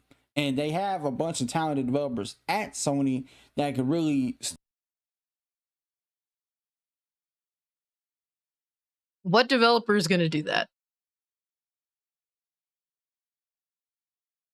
All these devs are scared to do anything even remotely true to what Saints Row is. I don't want to see Saints Row get bastardized again. Steer the ship and make things right for the Saints Row franchise and other franchises. I would just hope that the Saints Row IP isn't just dead, but if they come out and say that we have no intention to hand it over to another developer, then that would be a big disappointment and a big missed opportunity. And you know what would have been crazy? If they had actually put together a cohesive, decent game and this still had happened, this would have made this story all the more shocking. People would have been looking at Embrace like, wait, why'd you close down Volition if what they delivered was actually Volition wouldn't have gotten closed down if they made a good fucking game. If they made a great Saints Row game, they would have been beloved. But instead, they were afraid. They hate their own franchises that they have made in the past and have voiced that. They don't care. So yes, if they would have made a good game, then Embracer Group would have kept them because people would have bought the fucking game. That's literally what would have happened. Yo, what is this? What is this video? Yo, Arceus, bro, wilding out here. Arceus, thank you much for the 70, fam. You totally didn't have to. The guys that made the Destroy All Humans remakes could do a remake of the second game was straight out of the 2000s. The Russian and all of those remasters don't hold back. That, you know what? Arceus speaks facts. Yo, at least in a remaster perspective, I would trust THQ Nordic with it. Because they have proven with Destroy All Humans 1 and 2 that they did everything in their power to hold true to what those original games are. Destroy All Humans 1 and 2 remake are amazing. They are just about as close to like the originals as it gets in terms of respect, in terms of not fucking cowering out. They did a great job. At best, the Saints Row reboot was a 5 out of 10, mid as hell. That's a fair assessment. That is a fair assessment, Deathmaster. At the end of the day, that's what it's come down to, the passion to create something great. Yeah. And to hold true to what, a franchise is known for. If you're too afraid to make a Saints Row game, do not make a Saints Row game. Make some other bullshit. Yo, my boy Rome pulling up. What's good with you, fam? He says, what's up, Trunks? Yo, what's good, homie? Hope you're doing well tonight. Good to see you, fam. Actually pretty decent. Maybe not great, but decent. And I think that's all Saints Row fans asked for, was a decent game, not great. And I think if there... Saints Row fans just want a Saints Row game. Let's be real now. It's not like any of the Saints Row games are necessarily the most advanced in terms of gameplay for their time. That isn't the case at all. The creative character was amazing. That's probably always been like the highlight of a Saints Row game. The creative character options were the most innovative thing about Saints Row. When it comes to like sandbox, GTA style gameplay, they've never been like the best. They've never competed directly with GTA. They just were the I don't give a fuck and broke all the rules and just did that shit without caring and made it fun. And that's what people wanted. They just wanted fun that didn't give a fuck and was not Gen Z fucking bullshit. Neozoic says, do you think the problem nowadays, besides the other reason, is the lack of passion? It's a lack of a lot of things. Like, there's a lack of quality assurance. There's a lack of passion. There is fear of making a good fucking game. That actually, holds to what Saints Row is supposed to be. What makes a good Saints Row game a good Saints Row game. What people expect of a good Saints Row game is something that's fun and breaks the fucking rules. There's a small group of people I can feel bad for the most is anybody who came into the Saints Row series new with this Saints Row reboot, who never played or heard of the Saints Row franchise from many years ago. And this reboot was their first game and they may have thoroughly enjoyed it. Just to hear this news that Volition's going under is crazy. But yeah. They earned it. Anybody that played that game can at least admit the game doesn't run very well. Plays like shit. I've seen the videos. I've seen people play it. The game launched in a shit state. There's something to complain about. Doesn't matter what generation you come from. It doesn't matter if Saints Row Reboot was the first Saints Row you played. There's definitely, if you want to offer fair criticism, there's definitely multiple things wrong with that game. Yo, Hominus, what's good with you, fam? It says Saints Row wannabe game has a 60% discount in some stores. Bro, it launched on Steam at like $20.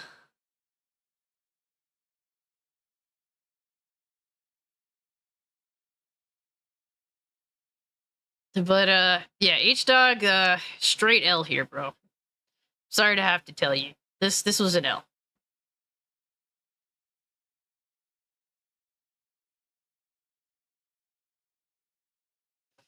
Rocky says, everyone read the stream. If we don't confront the problem without false promises and empty slogans, this level of modern day stupidity will destroy our country and entertainment. I mean, look, you know, honestly, I believe wholeheartedly in mocking and shaming. That's all we could do. Like, there's but so much we can do. And if they won't entertain us, if entertainment will not entertain us, then I will entertain you guys by making fun of the bad entertainment. That's what it boils down to, right? Oh yeah, launched at $20. Oh man, yo guys, I will be right back. But hold tight, just gonna grab some things and I'll be back in a bit.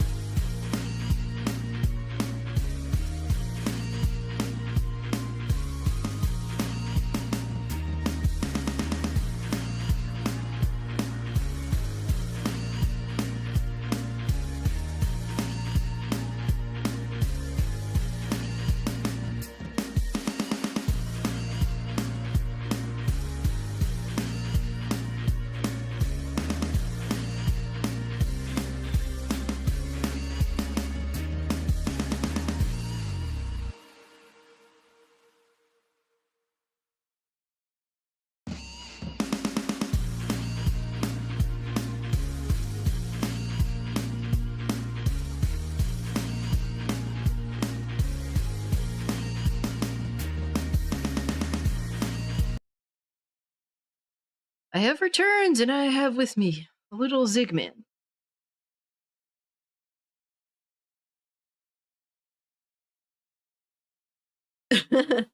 Say hi, little Ziggy. Hi, hi. Hi, hi. Also got me a Diet Coke, baby. Let's go! Hey, Dragoon Knight. What's good with you, bro? Zigman woke up from his little nap. He woke up from his little nap. He's ready to party. Right, Ziggy? Little Zig boy's ready to party. Hey! Alright, I'm gonna leave him alone now. He's a cute little guy. But, Dragoon Knight, everything's cool. We're just chilling. Neozoic says, question to everyone. Which wrestler do you like more? Hulk Hogan, Steve Austin, or John Cena? Steve Austin. Love Steve Austin. Hey, Ziggy, everyone in the chat says, hail! And do not stretch on the chair. Hey! Hey! He already wants to be a bad boy. Hey, my boy Big Cloud. What's good with you, Big Cloud? What's good with you, RC? Good to see y'all. We just got done listening to the amazing, the never wrong H-Dog. Hell yeah, gotta be Steve Austin. I don't see any other way, really. Exactly, Aussies, give me a hell yeah. Abusing the cat? Hey, yo, you thinking about some weird shit, dog. But I guess we have to move on to the Starfield shit. Yes.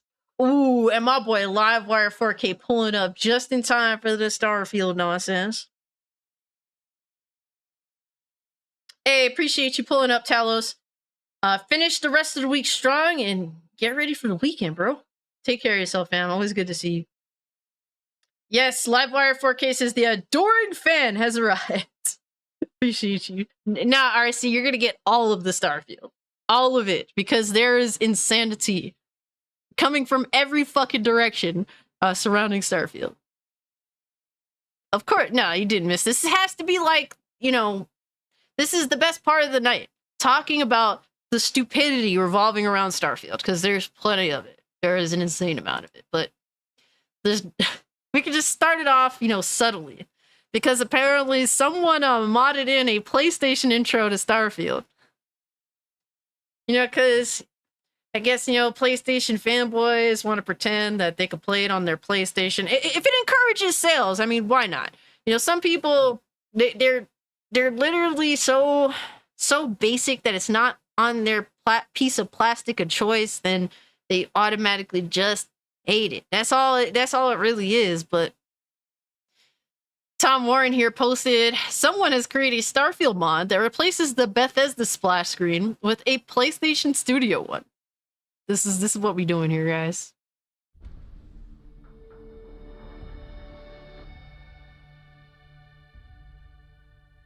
Hey, if this is what helps you buy the game, because I know, you know, ponies want to play it. They do. They show it every day when they talk shit about it. I think it goes really well. It goes pretty nicely. That's what helps you, you know, sleep at night. With playing, convincing yourself to play Starfield, then, you know, Astro Cyborg says it'll get tense now. Todd Howard making money off this stream. You know what, man? Honestly, Todd Howard deserves criticism, bro. Because, honestly speaking, the game don't run well on PC. And it's not because of PC users. That's just what it is, man. Plays Arkham City instead. Hey, nah, that's a great choice. I know you've been deep into playing the Batman games. So that's what's up, bro. But, here's one that had me fucking dying. Because, I know you guys remember King Thrash said apparently didn't understand the concept and how you can't land on gas. But We got Fratanga here who I guess realized that King Thrashman blocked him on Twitter. And he posted the loading screen from Starfield where it says you cannot land on gas giants or ice giants.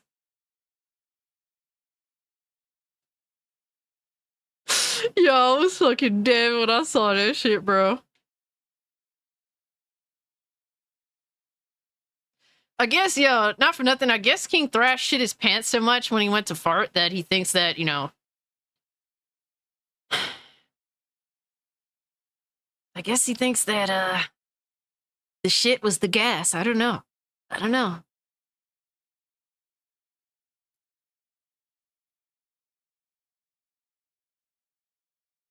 To quote Ty, it's time to upgrade your PC. I will say this, at least I don't get 30 FPS. The frame rate is shit, don't get me wrong. It's like between 40 and 60. But at least it ain't fucking 30. It's at least consistent enough for me to play. So, it isn't like it jumps super sporadically. Honestly,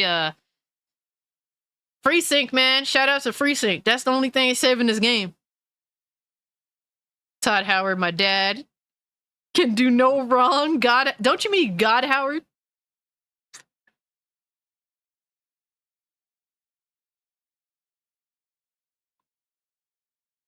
God Howard is in space. Yup. But we do have some news coming from Starfield, and they said Xbox says Starfield topped 1 million concurrent players on launch day. Game is doing good so far. I guess them refunds didn't do much work. I'm just saying. Hey.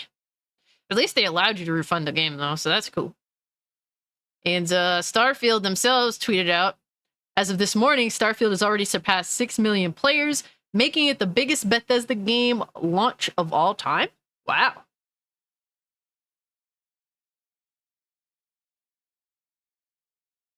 Damn. And I'm curious as to like what are the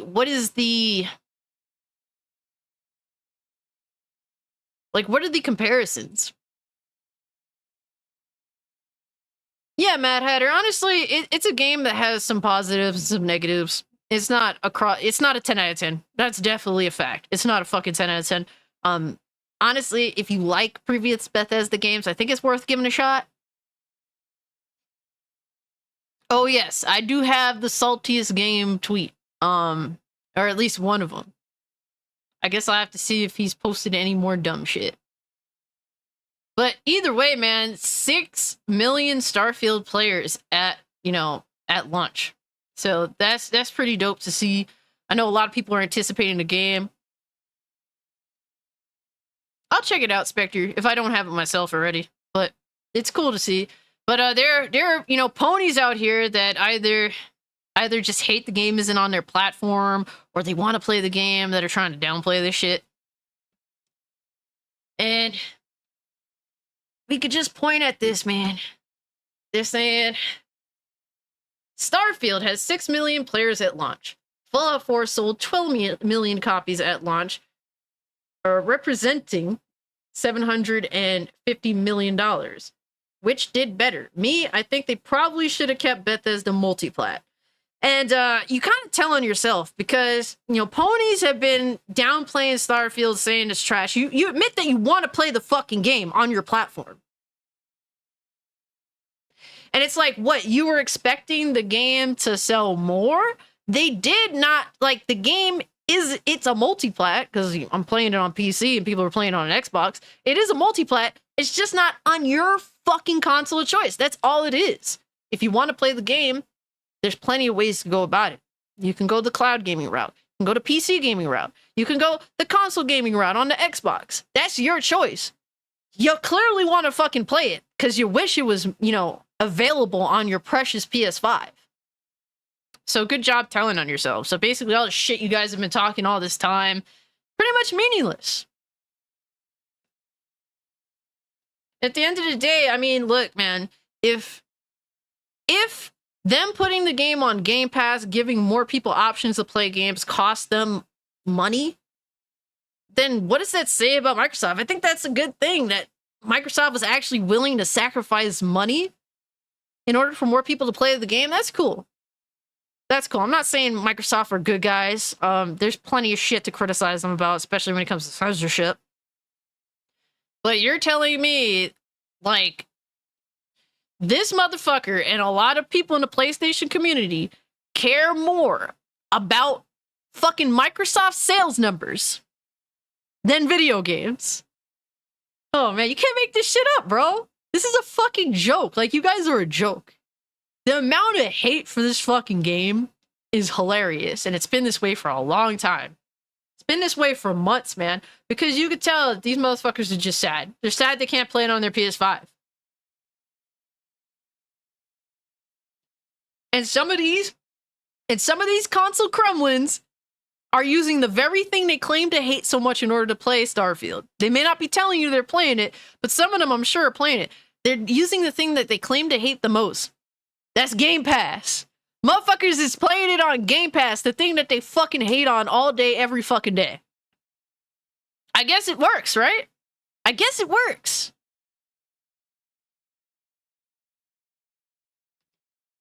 Looks boring to me. I just want Spider-Man 2. I've been loving playing my Switch nowadays, though. Hey, man. No, like, honestly, you know, Starfield is an open world role-playing game. It's not an action game. It has segments of action in it. But if you want a straight-up action game, Spider-Man 2 is a great option, it looks like. Looks fucking great.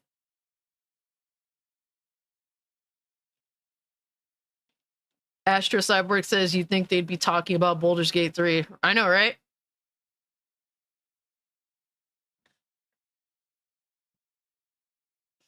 A lot of them are probably afraid to talk about Baldur's Gate 3 because they have no idea what the fuck they're doing.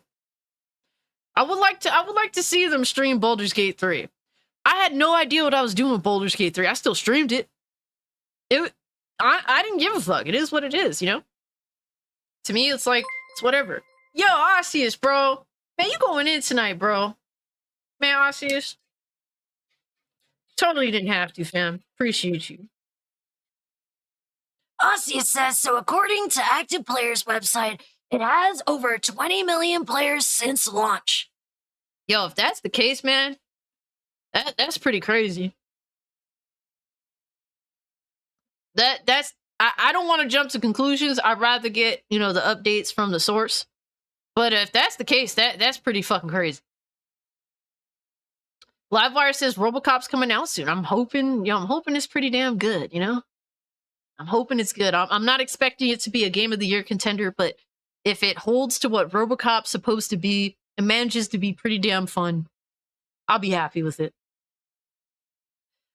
Deathmaster234 says, so far, Starfield's a solid 8 out of 10 for me. That's pretty what's up. Like, so I don't know where it stands. I don't give numbers to games. So far, it's far better than Fallout 76. But I will say I do like the Outer Worlds more. So to me, the Outer Worlds is like a solid 8 out of 10. So I don't like to give numbers to games, but like it's one of those games where it's good, but it's not the greatest thing ever. That's all I'm saying. So Outer Worlds, I think, is a very good game. Not the greatest game ever, not the greatest RPG game ever, but it's a damn good game. Starfield is not far off, but it's like just under Outer Worlds. It could get better, could get worse with time. I have to see. That's what it is. Loving that it makes you feel like you went back to my late teens when I was playing Dragon Age Origin on the 360. Yo, that's what's up, man. A lot of people are feeling like this game is like bringing them back to their Mass Effect days. That's awesome, man. That's awesome. So yeah, I mean, Pony's pretty much admitting that they wish they could play it.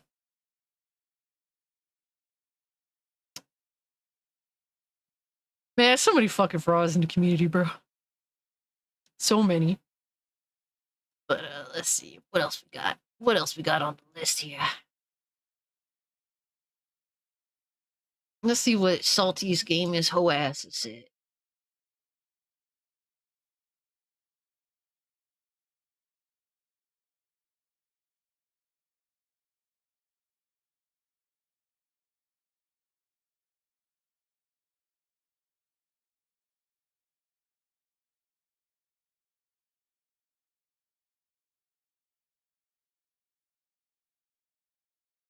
Oh my god. Why do they care so much about this shit, man? Oh my god. It's weird when fucking fanboys care more about sales than the company does. And here we got Salty Skin. Can anyone prove that Starfield outsold the failure that was Fallout 76 in its first week? No, you can't, because all we're getting is smoke and mirrors, politician speak from Xbox and Bethesda. Millions ate a sandwich in Starfield. It was record breaking. Stay salty. Oh my god, dude. The dude is laughable. What are you so concerned with, bro? I bought the game on Steam. I paid for it. I paid for it. Admittedly so. I, however, did not buy Fallout 76. Now, if you want to come at me with this Game Pass excuse, 6 million is only 5% of 120.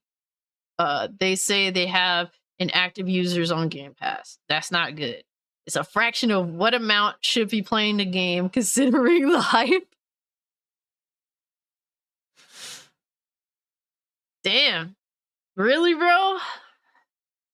I mean, you guys are hyping it up by hating on it this much. The biggest hype I've seen for Starfield is the people that either are upset they can't play it at all or can't play it on their console. I will say.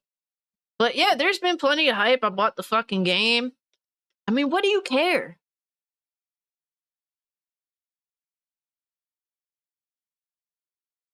What is the obsession? The obsession is they're upset they can't play a game that they want to.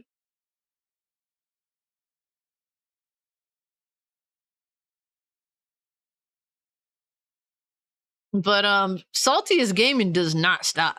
He don't stop. But we do have a little bit of a story. Because it's gotten pretty crazy, bro. Ossia says, oh wait, hold on. Loudbar says, with what they did with Terminator Resistance, I'm sure it will be fan service to a T. I hope so, man. I hope so. Ossia says, not a Bethesda fan, however, I enjoyed Skyrim. Cannot play any Fallout game, but Starfield has me because of Mass Effect. Hey, that's what's up, man. If you're finding fun in the game, that's dope. I've been having fun with the game. It's not a perfect game, but I've been enjoying it for what it is. And we'll see how it fares, man. If I can complete the game without any major bug, glitch, save issue, I'll be happy with it. That remains to be seen. But I could definitely see myself playing this game for a while. Now, honestly, with the whole bullshit with Todd Howard, the whole bullshit with Todd Howard literally being like, there's nothing wrong with this game on PC. Now, that's bullshit. Absolute fucking bullshit. There's definitely PC issues. They need to be patched. You need to better optimize this game.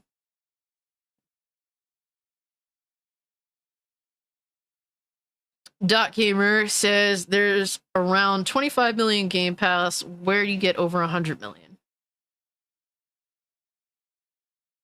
I mean, how many PS4s were there? Like, what, almost 120 million? Over 100 million?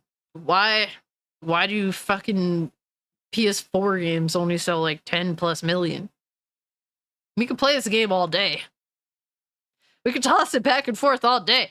If PlayStation 4 games were bangers, why'd they only sell like, fucking 10 to 20 million with an over 100 million install base?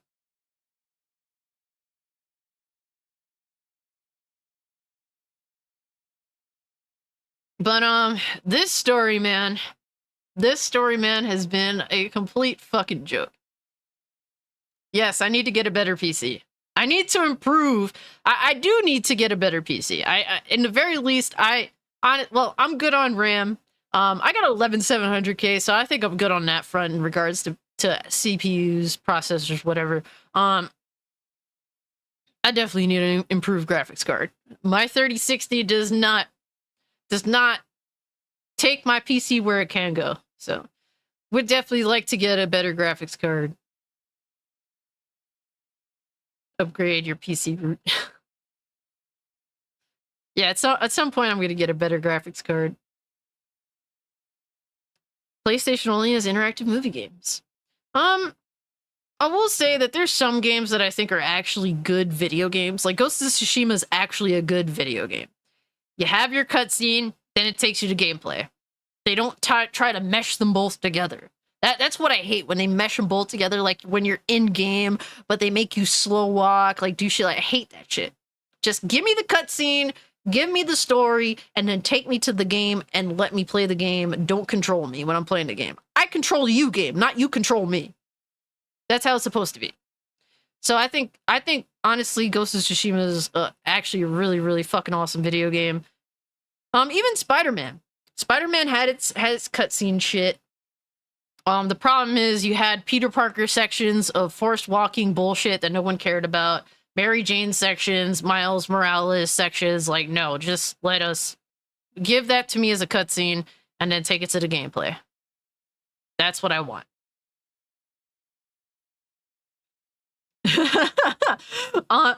Boys said, this is why I love PlayStation exclusives, because they are interactive movies. Damn. If I'm gonna play, like, here's the thing.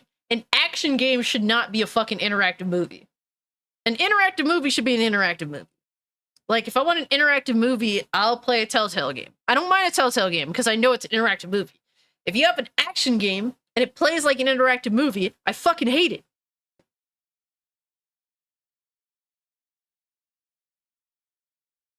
Well, I never played Hogwarts. That's woke propaganda.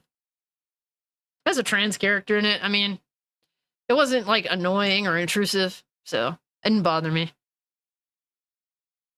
What GPU are you looking to get, Cass? I'm on the same boat too. I need a whole new PC, to be honest.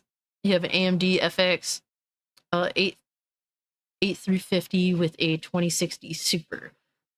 I mean, like, honestly, I think I'm looking at maybe, 5000 series card at some point. I'd be fine with a fucking 3000 series or 4000 series. I'm not really that picky, If I can get a good deal on a graphics card, I'd love to. Sooner or later. I mean, a 3080 would be cool. A fucking 4080, 4070, whatever, just to balance out my CPU. Because when I play games, most of them, my GPU's maxed out, my CPU's like between 20 and 30%. So anything that kind of evens out that shit so that my processor is utilized reasonably well. That's all I need. 5000 series card with high VRAM would be cool. Especially if you have like the lower, like a fucking 5070 or whatever have you. So high VRAM would be cool. There's a lot of... my biggest issue with Starfield is too many fucking fat people in it. There needs to be a mod to get rid of fat people in the game. That's what I would like. There's too many fat people in Starfield. They're fucking everywhere. I don't want that to be the future. That's all I'm saying.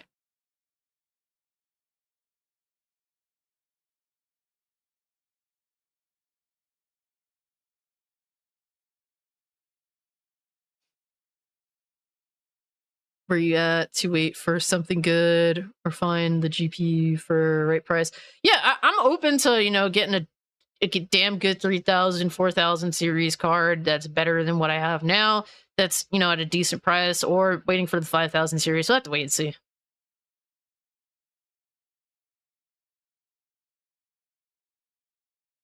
Black Cobra says, for the 2 says, but I'm fat and I don't want to get rid of you, Black Cobra. But in a video game, it's just, I'm good with that. I'm good with that.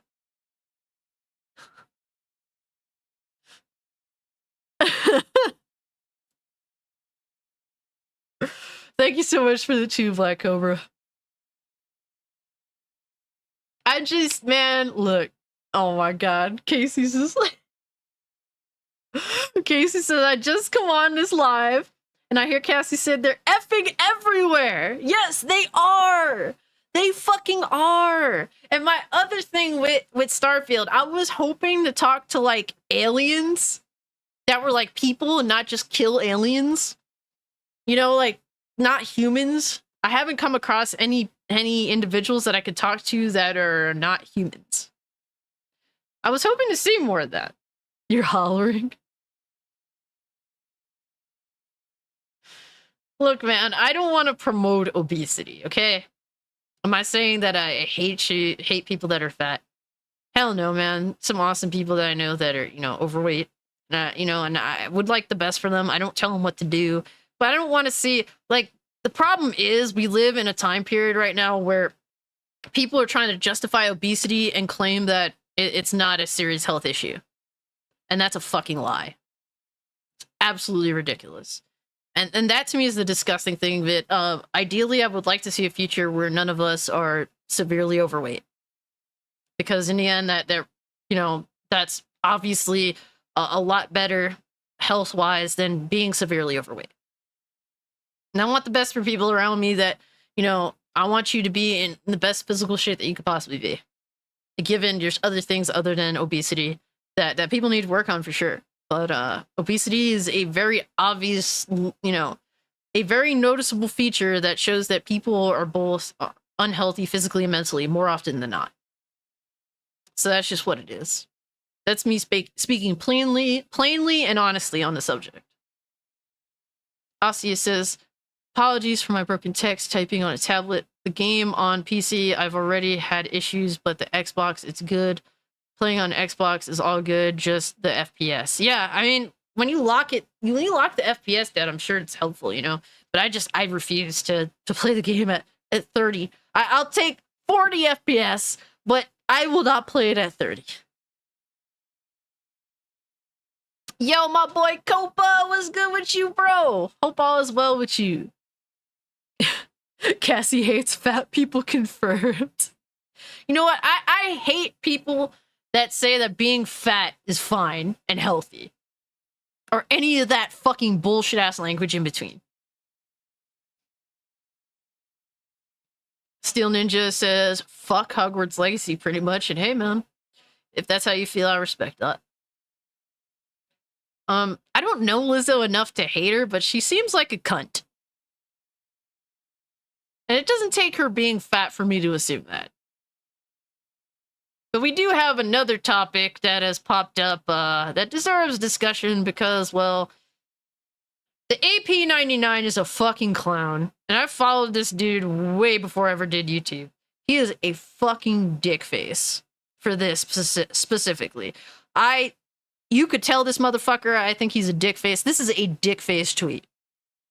All right. So, Peter OVO was basically talking about Alana Pierce, who works for Sony, mind you. She works for Sony Santa Monica Studio. They're responsible for God of War. I don't know if she's currently with Sony Santa Monica or just with Sony in general, but she has a successful YouTube channel. She's been doing YouTube for years. She worked for IGN. She worked for, I believe, Xbox at some point. She's also, she's worked for PlayStation, and she's playing Starfield. Obviously, Bethesda, now owned by Microsoft. So apparently, because she's enjoying Starfield, which is Xbox game, and she works for PlayStation, the AP99 here says Alana Pierce should be fired for promoting Xbox games on a public platform like this. Extremely unprofessional and demonstrates a lack of loyalty and seriousness to PlayStation, her employer.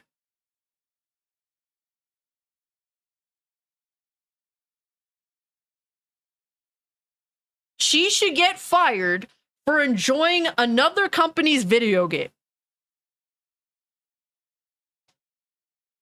She's just playing the fucking game.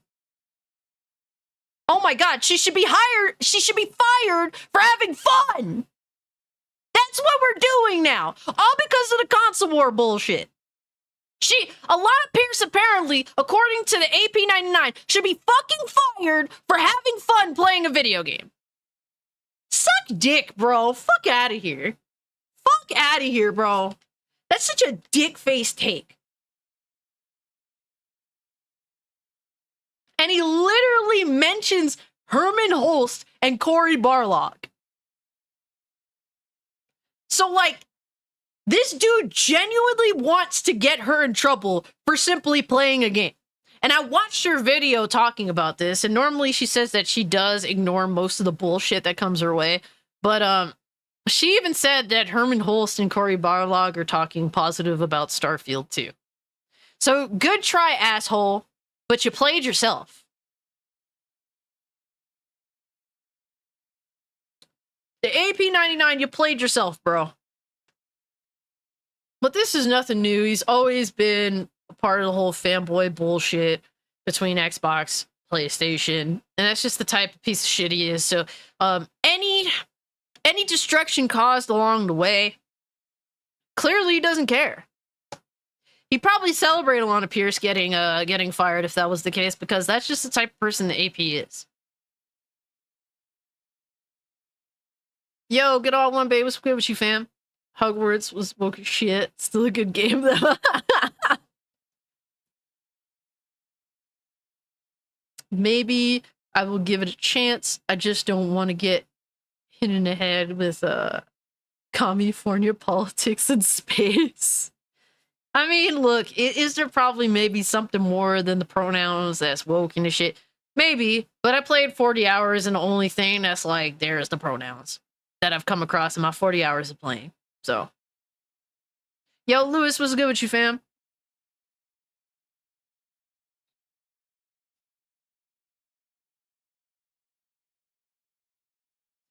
Mind you, the AP99 is a pony. He's a PlayStation fanboy. That's what he's known for.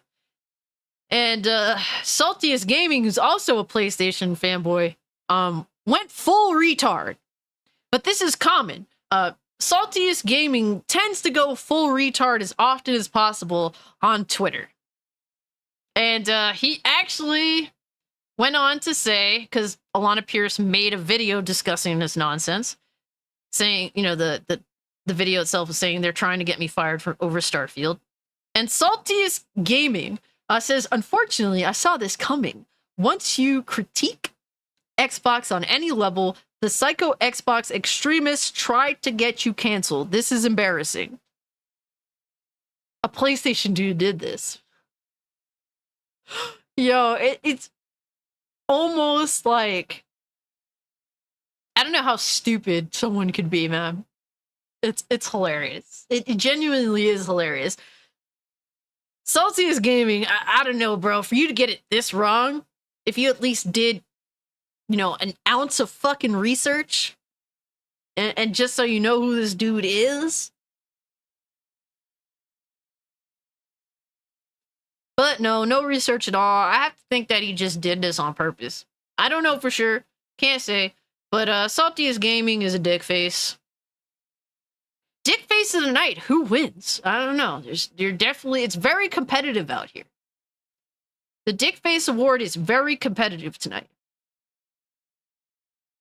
Space got a lot of ESG in it down. There's a reason there's something called fans. Fiction has rules set by the creator. It's also fiction based on reality in terms of locations, world locations, names, history, etc. Facts, hypnotic.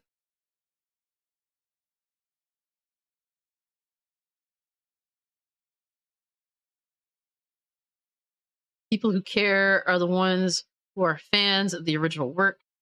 If you think it's all fiction, so it doesn't matter, don't quite understand the scope of it. If it didn't matter, why change it? Facts. Facts.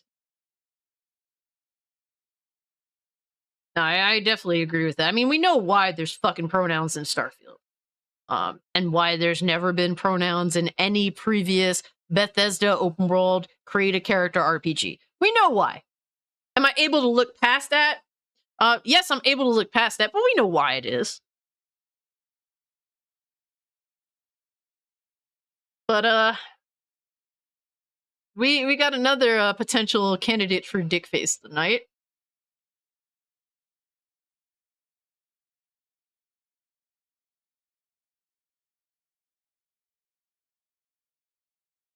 This console fandom is getting a bit culty. Hail crossplay. And not the good kind of culty, okay? I'm culty for the cult classics, okay? But yes, I agree. It's definitely a cult. But it's also very clout chasing oriented. That's the problem. But another candidate for a potential dickface of the night. We got We got Dreamcast guy here. What's up, gamer? Dreamcast guy here with my fucking my cheese grated face.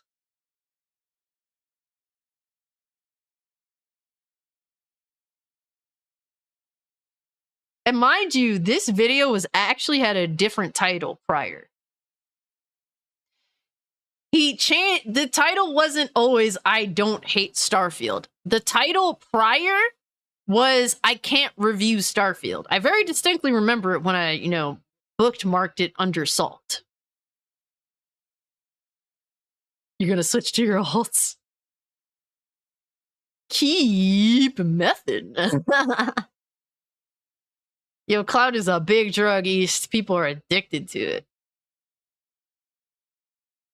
What's up, gamers? Dreamcast guy here, talking today about Starfield because I have finally had a chance to play it for myself. I stayed up very late last night, a game that he crafting hates. characters, beating bosses, trying to explore the galaxy, and after roughly 10 hours of play, I kind of wanted to give some... Only 10 hours of play, man. Only 10... Bro, I put in 40 hours before I gave my first impressions. Off-the-cuff I'm impressions just saying. because I got to admit, this game is better than I thought it was going to be. Oh, you think? Because mind you, this dude did a live stream where he was bitching about the game and barely even watched the gameplay. He was like literally looking at his phone, bitching and whining about how bad the game looks. And it's like, bro, you aren't even looking at the fucking screen. For a game like Starfield, 10 hours is not enough. It really is not. What's up, gamers? I don't know, man. Look, so in Starfield, look, it's not the best looking game, but to compare Dreamcast guy's face to the moon is disrespectful to the moon. I have been on the moon. I visited the moon landing site, actually, which was really cool because it had the American flag and I forget what it's called, but basically it had like a little cool thing going on there that I really appreciated. And I will say the moon was a lot prettier than Dreamcast guy. Dreamcast guy isn't pretty at all. Dude's fucking horrifying to look at. So, but let's discuss. I hope you're having a great day. If you could like this video and subscribe if you haven't already, it'd mean a lot to me. Now, first up, we have to acknowledge this is a very big deal. Starfield is a project that has had a tremendous amount. Can we acknowledge that you've been grifting off hating this fucking game for how many months now? Can we just speak some facts, bro? Amount of build-up. This is, after all, the creators of Fallout and Skyrim, the people that are basically making some of the best Western RPGs, crafting their first original universe in decades. That means that... And he loved those games. So it's crazy that all of a sudden Bethesda gets bought up by Microsoft. He becomes a Microsoft hater, instantaneously hates Starfield, but then is probably gonna fucking be like, oh man, maybe I was kind of wrong. Yo, Big Brain. What's up? This guy gives the mighty Dreamcast a bad name. This is facts. The Dreamcast cannot live on through Dreamcast guy. He is giving up that privilege. They molded some planets' surfaces after Dreamcast guy's face. I haven't been to those planets yet, but that sounds terrible. Yo, Henry, what's up? I'm doing good. What's your opinions on gender roles? Have no opinion. I don't care. But good try there, Henry. Can we acknowledge his voice is annoying? Casey, you have no idea this dude's been at it for like 12 plus years with his YouTube channel. And you know what?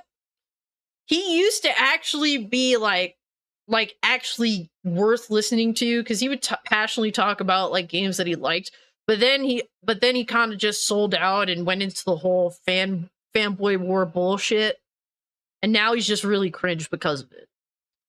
A lot of people assumed this game wouldn't just be good, it would be great. It would be Bethesda great. Something that could maybe even reinvent this style of slow. All Bethesda open world RPGs are severely flawed. They're fun. They can be great.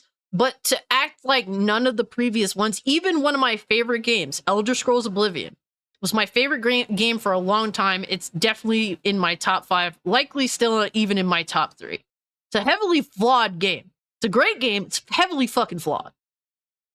That's just what it is. We can't just sit here and pretend that the shit, all their previous games are perfect. That's never been the case. A lot of their games, I've come across so many fucking bugs, save glitches, things that have completely ruined my experience. Yo, Blaze, bro. Thank you so much for the 5, man. Happy belated birthday to you, Blaze. Totally didn't have to, bro. Totally didn't have to. Especially since it's your birthday. I hope that you are enjoying your days off. Have a great weekend, fam. Dot Gamer says I turned on, walked past the opening screen in 1 minute, and decided I didn't like the game. Dreamcast guy, yeah, pretty much, right? Yes, happy birthday to Blaze. Woo! Oh, methodical RPGs. It's good, but it's not that good. The trailers, the teases, a lot of the early glances at this game never really got me excited, but Homeboy it was completely upset he didn't get a review code for the game. Mind you, after he blatantly made it obvious, blatantly fucking obvious that he wasn't going to be genuine. Like if he would have gotten a review code, he would have probably shit on the game. That's just what it is. Because he was not at all even willing to watch the game and, actually do his due diligence and giving the game a fair chance. That's why he was upset. That's why the title was originally, I didn't get a review code. I can't review Starfield. That's essentially what the title was. I wanted to go in this with a very open mind because sometimes the projects that I've been negative about end up blowing me away the most. So let's try and talk about this.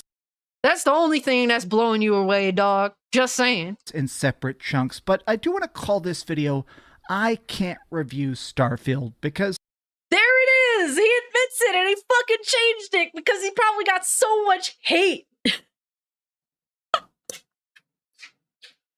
Yo, he changed the title of the video, having told on himself during the video. That is hilarious. That is fucking hilarious. I wasn't lying, was I, guys? I wasn't fucking lying. The first thing we need to discuss is the sheer size of this game. Yo, Casey, you got me crying tonight. Casey said, especially with that voice, there's no blowing going. It has 1,000 Casey's planets. my twin. It's now, Cassie and Casey. There we go. 900 of them are empty, procedurally generated dead moons and stuff that you just gather resources from. But I don't want to undersell the fact that the 100 populated planets, the places with ecosystems and biomes, butterflies and bombs. Hell yeah, sis. This game actually has a very good universal impact when you actually see miners scraping together a very pathetic living in some tiny colony, or you're walking through a tram station in a big bustling city. This feels... Yo, Hypnotic Deadass said this man hasn't seen any mouth aside from his own in a decade, bro. I'm not even convinced he looks at his own mouth. I mean, clearly homie does not brush his teeth. I'm just saying. Wait, I read something that it got deleted, I think. Like that step beyond Skyrim, which is what I hope the most. I think that Skyrim, when it comes to just absolute jaw-dropping bigness, they have that effect. Jaw-dropping bigness. Homie sounds like Trump right now, dog. He sounds like the Lemonade King. Yo, shout out to the Lemonade King. I'm mad that he didn't pull up this stream. I'm gonna go bother him after the stream. Be like, bro, why don't you pull up to my live stream, bro? Nah, I'm just joking. Lemonade King, pull up whenever the hell he wants to. Lemonade King is his own man. But he definitely talking like the Lemonade King right now. Bigness.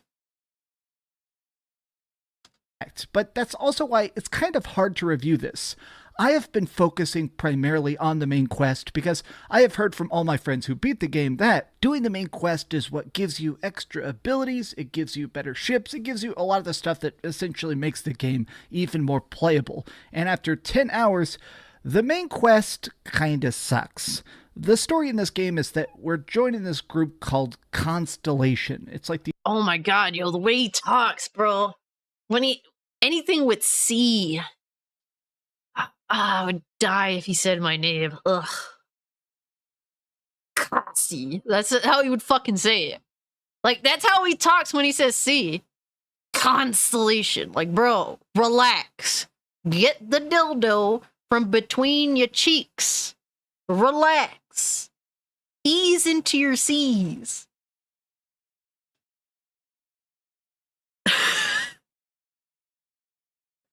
Jesus. Cass, cute AF when slam dunking a win. Why, thank you, Osseous. You're far too kind, bro. Oh my god. Why does he pretend to be neutral? Exactly. Like, you've given away that you're not. You've given away that you are not a neutral. But at the end of the day, it's all because it gets attention on him. That's really what it is, man. The clout chase is crazy, bro. Anything to keep from having to have a real job. That's what it is with some people like this. And that, like, look, man, just be honest about it. Ant Blaze says the game just looks boring to me, unlike Skyrim or Fallout 4, but that's my opinion. Hey, you know, honestly, there's a lot of planets that don't have a lot going on. They're helpful for mining and shit, so I can understand that. Like, honestly, there's definitely some parts of it that feel barren as fuck.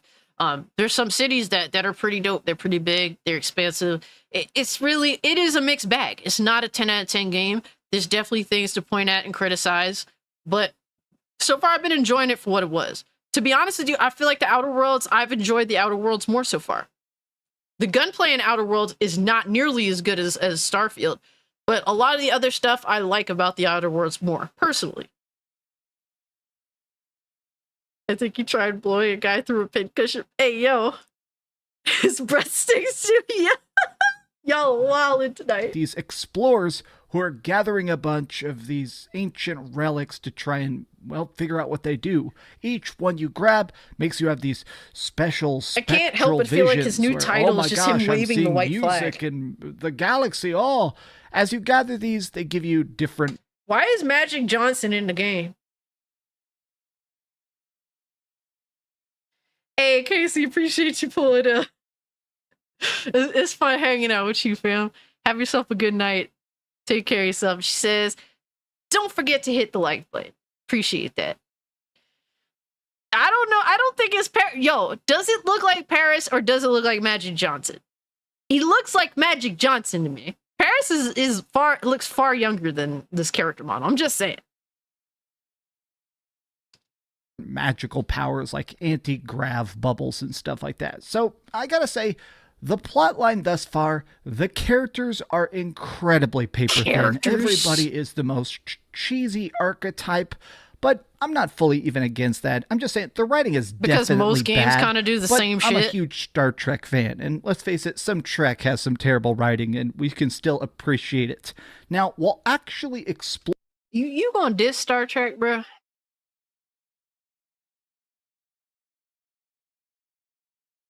Russian Paris? Oh no. Exploring and knocking off my checklist of exploration, I found quite a few artifacts, and I really began to appreciate the fact that I do like the combat, and I do hate the ship flying.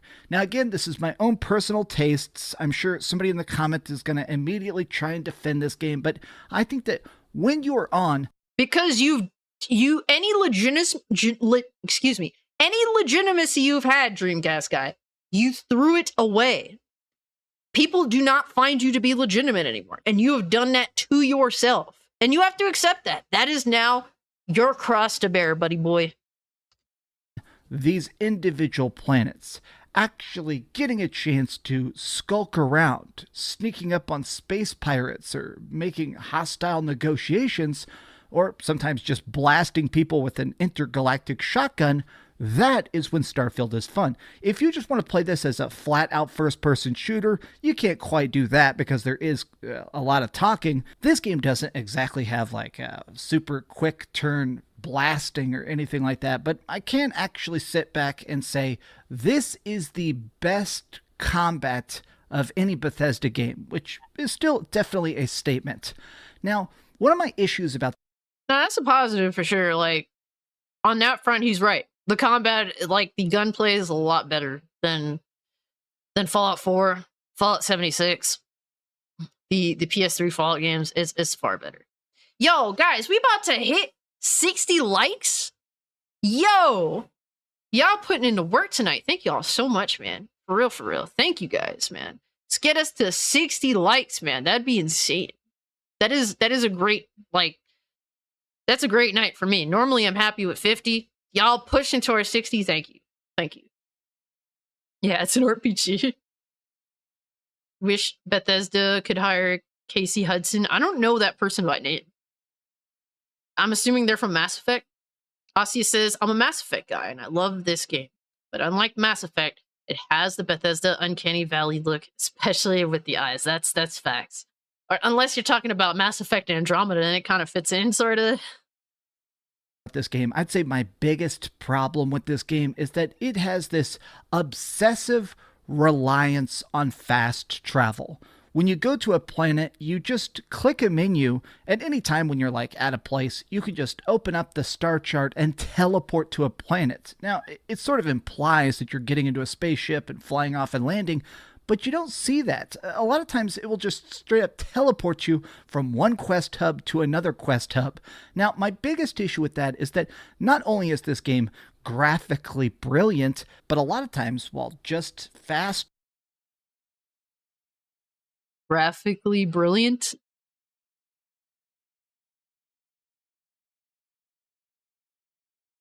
Of all the positives you could say, you're going to say that the game is graphically brilliant? I don't know, bro. Sounds like he's desperate to say something positive so he doesn't look like a fucking shill.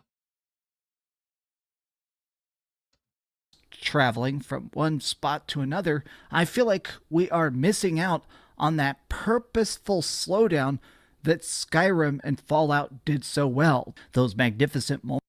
This game is so fucking enormous that if fast travel isn't a thing, it's going to be like the most boring space sim of all time. And some people already feel like it's boring. And I don't blame people who think that the game is boring because it's not an action game. It's an RPG game.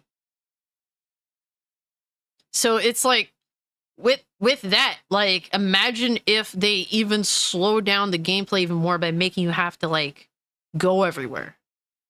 And then you have to deal with being over encumbered all the time, too. Like, who the fuck actually wants that, you know? They could have had better guns in Fallout 4. Facts, God Emperor. Hey, 69 likes, hell yeah. Yo, Astro wants to get to 69 likes. Let's fucking do it. Let's get to 69, baby. Moments where you're seeing something like Whiterun off in the distance, or walking out of Vault 111 and Fallout and seeing the Washington wastelands in front of you.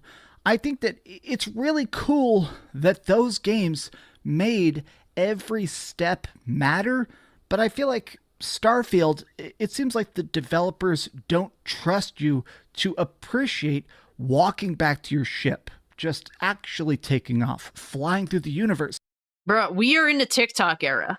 A lot of people are going to hate that. It is what it is. I mean, if you want to walk back to your ship, then fucking walk back. You don't have to fucking fast travel. He's upset because the option is there. I think you need to be able to fast travel even when you're over encumbered too. I'm just saying. I'm over encumbered a lot. I'm a very meticulous hoarder in Starfield. That's probably why I have 40 hours and felt like I haven't done much. I am an extremely fucking meticulous hoarder in Starfield. So I don't understand that complaint at all. Like, you are choosing to fast travel instead of walking to your ship. Damn you, Bethesda. Damn you. That's literally what he's complaining about. Yo, Dobafett, what's good with you, bro? You can't even actually fly down to a planet. This is absolutely real. I'm going to show it to you because you're not going to believe this. You can be in orbit of a planet and getting scanned by pirates, or, you know, getting checked by the cops and stuff like that. 10:30 p.m. here, 10:37 p.m. Aim directly at a planet and tilt your stick and fly down to it. You have to open up the star map, pick a landing location from like a HUD. Everything is so obsessively menu based. There's a menu for your gear. There's a menu for your upgrades. There's a menu for your talent trees. That stuff makes sense. But the fact that there's a menu that takes you to a location, a menu that opens up if you're going to try and dock. I think that when it comes to... Not for nothing, guys, I'm already thinking of modding out the landing and takeoff cutscene. So imagine if it gets to the point even less. That's what I'm really thinking of doing, because it goes through that same fucking animation when you're gonna land, when you're gonna dock, when you're gonna fucking take off. Like, there's an animation for all that. I feel like it's kind of a waste of time. Yeah, you can do that.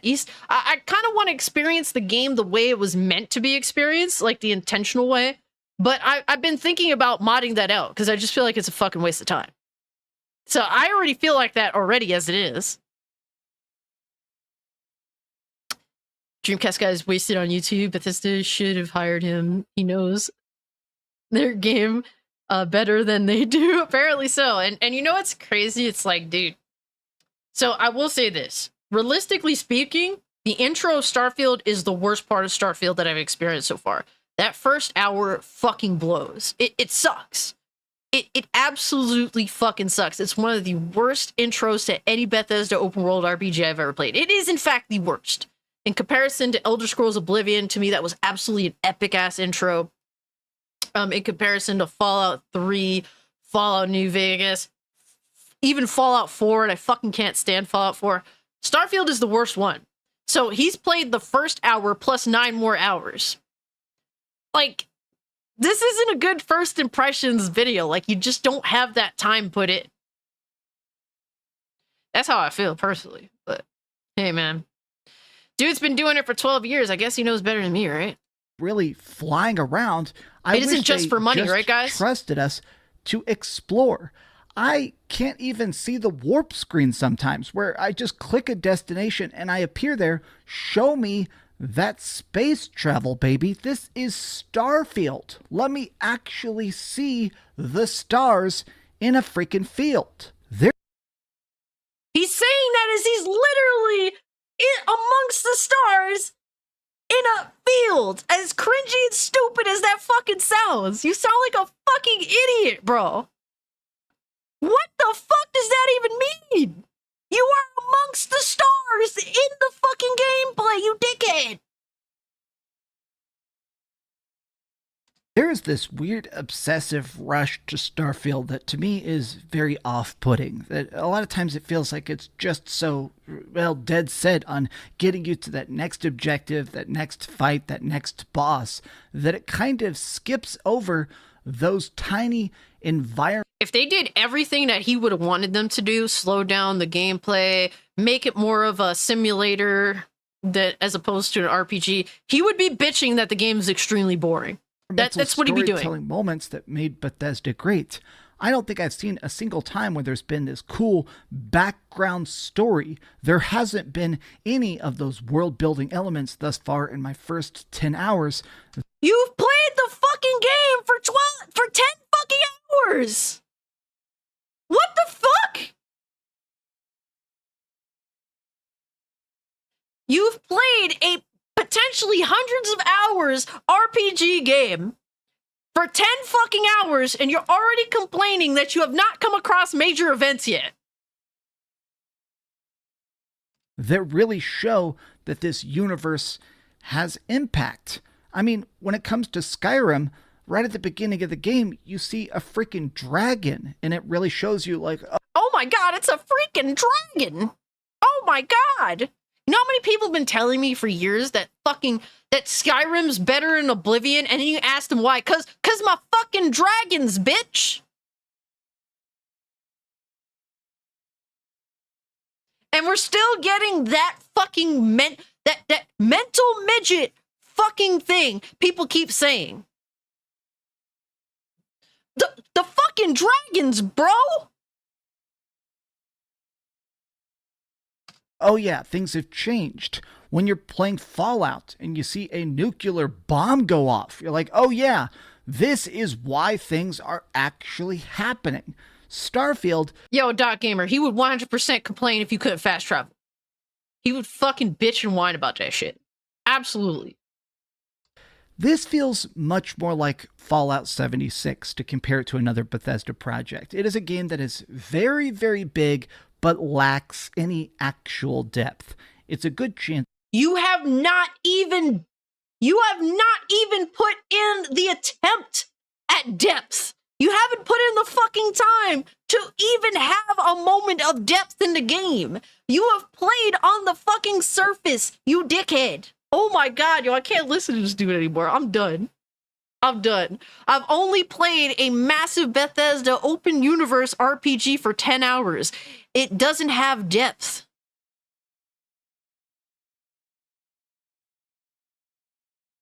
The fuck? What the fuck? Bruh, you gotta be kidding me with this shit. God Emperor Sofa King said, I did find something out today, though hating on Starfield is the meta for engagement farming right now. No, that's true. That is absolutely true. There's a huge, there is a huge push for, you know, just hating on Starfield right now. Or just even talking about Starfield. I mean, that's definitely the go-to. Yo, Derpnator, appreciate you hanging out, bro. Take care of yourself. Thank you so much, fam. Have a good one. Take care of yourself. Finish the week strong and proceed to a great weekend. Yo, I didn't feel comfortable. Honestly, personally speaking, I kind of wanted to give myself 10 more hours with Starfield before doing my first impressions. I really did want to, but I wanted to get it out before this live stream. So I at least have my thoughts out there prior to the live stream. I wanted to put in 50 hours, but I figured worst case scenario, just make another video. Fuck it. You know? But I did at least do my due diligence in putting 40 fucking hours into the game before giving our first impressions. And even I'm still like, you know, I'm extremely meticulous. The reason is like my sort of gameplay style, I'm very meticulous with Bethesda open world RPGs. He's just literally running through the main quest line and only put in 10 hours into it. He's just doing it to content farm. And to me, I'm not here. I'm playing Starfield at my own pace. I'm not doing it specifically because of content. I'm playing it the way I play all Bethesda open world RPGs. Naturally, how I would if I didn't have a YouTube channel or if I did have a YouTube channel. Because that's just how I fucking play video games. But he's clearly content fishing, so he's just gonna run through the main fucking campaign and just half-ass it, and he's gonna cry that the game isn't depthful enough. I mean, I have to question whether he even fucking have a brain to dissect anything in the game.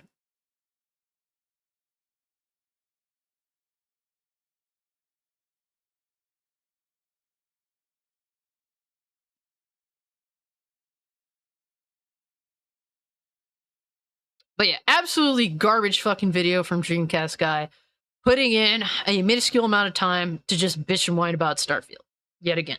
So that's just what Dreamcast guy does.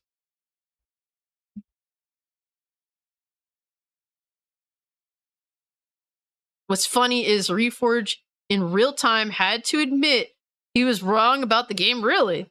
That's interesting. Then he did another video. Yeah, I can't listen to that shit. I'm fucking good, bro. I am so good. Instead, we have another fucking clown. Because we shit on heel versus babyface. More so we criticized him.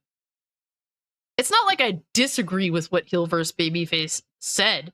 It's more so as someone that believes, you know, a lot of this politically oriented bullshit is being forced into gaming, and I wish for it to stop. There's a way to go about that. I don't want the message, like, you know, no fucking political ideology in our video games. Like, I don't want that message to be made a joke of. And the way Az went on his little rant kind of makes a joke of the things that he's saying. And I think that most of those things were actually legitimate issues that he does voice. But he made a joke out of it. Yo, Phaser91, what's good, fam? And so you have heel versus babyface, and then you have his fucking twin, mentally, politically deranged brother, Review Tech USA. So we have one that's sort of a right-leaning English dude who's like insanely on the anti-woke side, the far anti-woke side, I guess you could say at this point. And then we have Review Tech USA that's on the opposite side of the spectrum. He's American. He's also bald and fat. They're fucking twins. I'm convinced they're twins separated at birth, and they have opposing ideologies. They're one and the same, pretty much, bro. And he's dunking on Dr. Disrespect, or attempting to, apparently. And guys, in my video was saying I think Dr. Disrespect handled the situation, in which he talked about how Bethesda refused to give him a code because of apparently past controversies.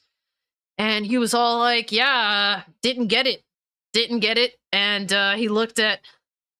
he basically referenced the whole pronoun bullshit.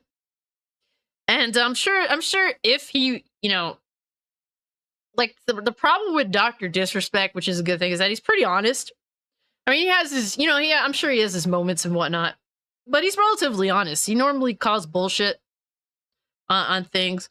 From what I know, he does have, knowledge in game development. I'm not too knowledgeable on that, but he says some things that's like, oh shit, like fucking base take, Dr. Disrespect. Razorfist is thinking about mocking it tomorrow night. Really? What are we watching now? A nature program on whales? Hey! Oh, pretty much, bro. But he's trying to rip on Dr. Disrespect for just being honest and going about it in a way that doesn't compromise the message. So here we have a Review Tech USA deranged fucking lunatic. Social political lunatic. Today. Oh my god. Yes. Rage farming. Oh my god. This whole story actually began not with Dr. Disrespect. It began with Nick Mercs. He's a Call of Duty streamer on Twitch. We went over this whole shit with Nick Mercs. Basically, all he said was, leave little kids alone, and people got upset. Successful, he's a man, blah blah blah blah blah. Well, during Pride Month, there was a video going around where the Proud Boys, that's conveniently left out of these news stories. It wasn't just anti-LGBT versus LGBT or pro-LGBT protesters clashing. It was the Proud Boys. They're terrible. They're terrible, terrible people. If people are mad at me for saying that, go look up their history. And if you like their history, I don't know what to tell you. They're bad people. Well, all right, move the fuck on. I don't give a fuck about the Proud Boys. Nick Mercs responded to a tweet showing a video that obviously I can't show here for reasons because bad things happened and it's YouTube in 2023. But he left this S-tier, high-level, big-brain tweet. They should leave little children alone. That's the real issue. And what's wrong about that? What the fuck is the problem with that? Outside where this protest was happening, there was a school board meeting if they should recognize Pride Month. That's it. I have kids that... What is it of a school's job to talk about Pride Month? They can't even do reading, writing, and arithmetic properly, and you want to introduce Pride Month as well. How about trying to get the basics fucking right first? How about that? Fucking idiots. That go to school. You know what happens during Pride Month? They hang up a rainbow flag. That's it. That's all that happens. Congrats. There's this fantasy that these friggin' chuds have that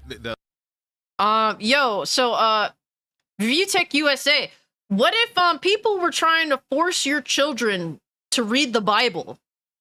It's just a Bible. It's one of the most sold pieces of literature. It is the most sold pieces of literature ever. What if somebody brought the Bible to your kids and forced them to simply just read the Bible? would you still feel the same way, buddy boy? Would you?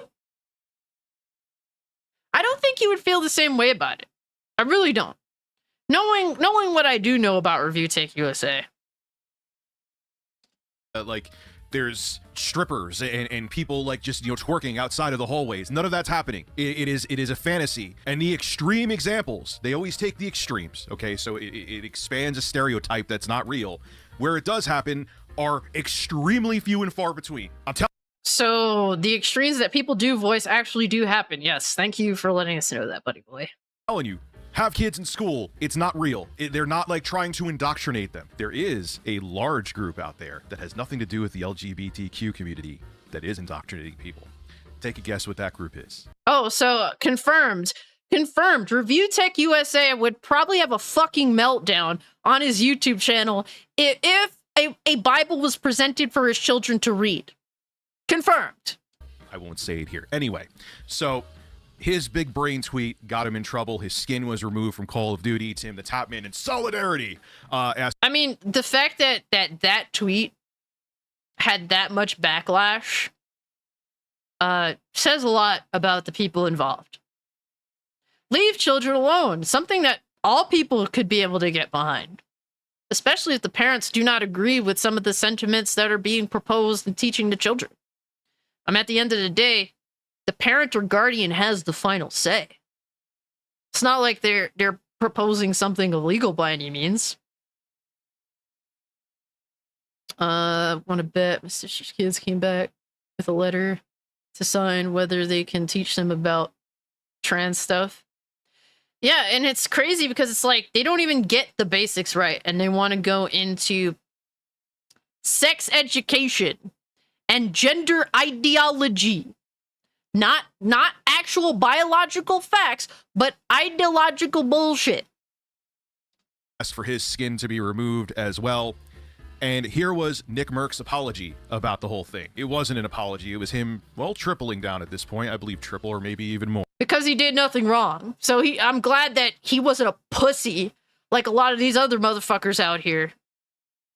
And didn't bend the knee. So. This is what he had to say about the whole situation. Simply feel that I want to be the one and my wife wants to be the one to speak with our child about stuff like that. And he's the parent, and his wife is also the parent. What's the problem with that? And that was the tweet. That was the tweet.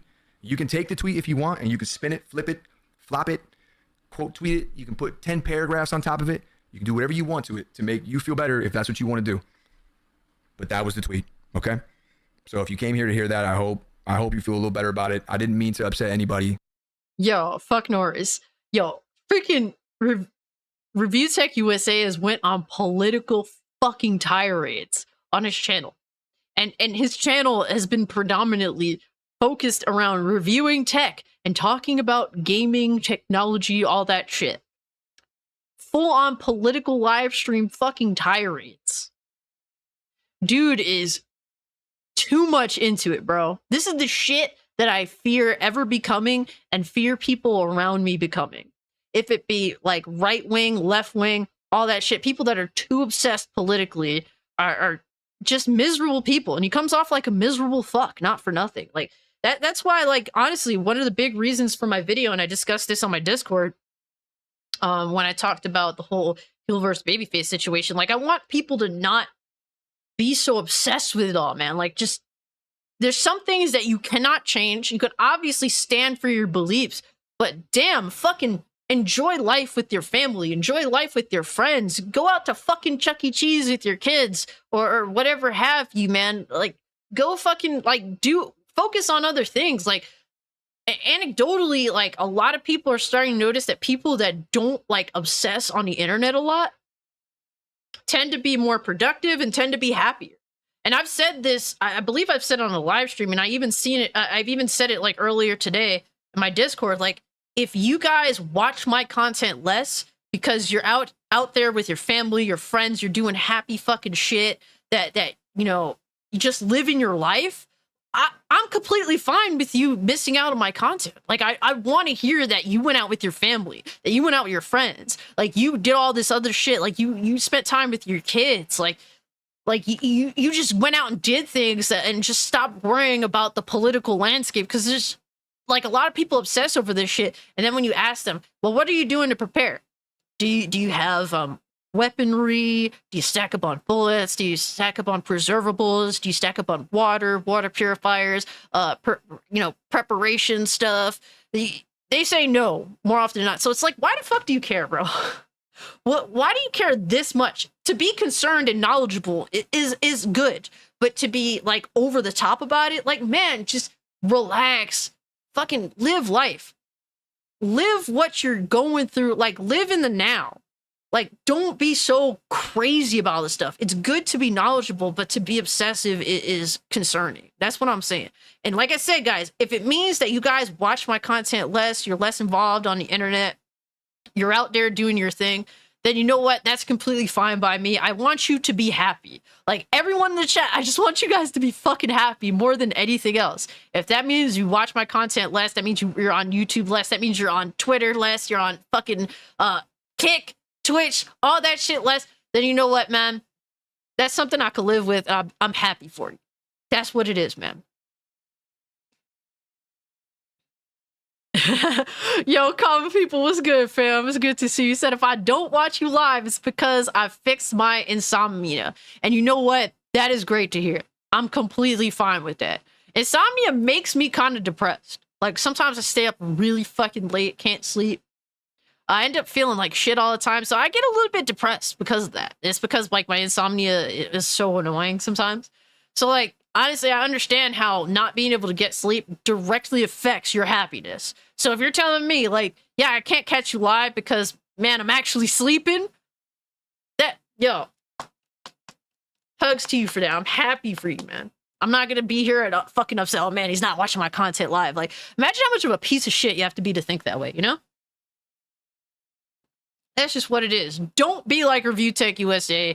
Don't be like Heel vs. Babyface. Like, if you need to take a break from this, pull back, just fucking do other things in order to be happier, then you know what?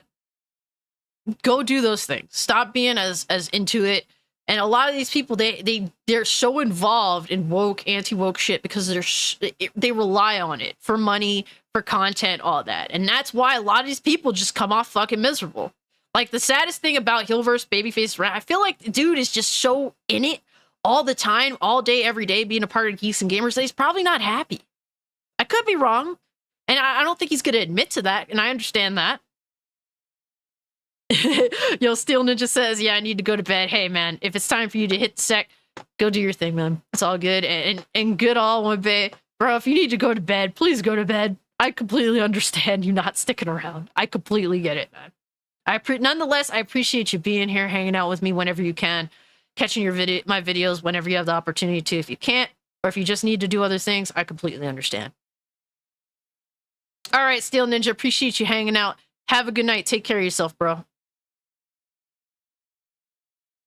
Doc Gamer says, I am insomnia made flesh. It's 4 in the morning here. And sitting in a crane, driving and listening. Get home 7 in the morning, still won't sleep. Damn, Doc. Ah, man. Well, I hope that you're able to get the sleep that you need. Yo, Black Cobra, bro. Man, thank you so much for the 10, bro. Totally didn't have to. So, Black Cobra for the 10 says, didn't Rich also say that Trump is the worst, that the Taliban, a terrorist group that murdered men, women, and children? You don't have to like him, but Jesus Christ, Rich, I hear this from Griffin. Yo, that's honestly insane. Like, y'all need to chill back. I'm not political, whether you love Trump, hate Trump, to me, that's up to you. But, comparing him to the Taliban, bro? Really? That's crazy, man.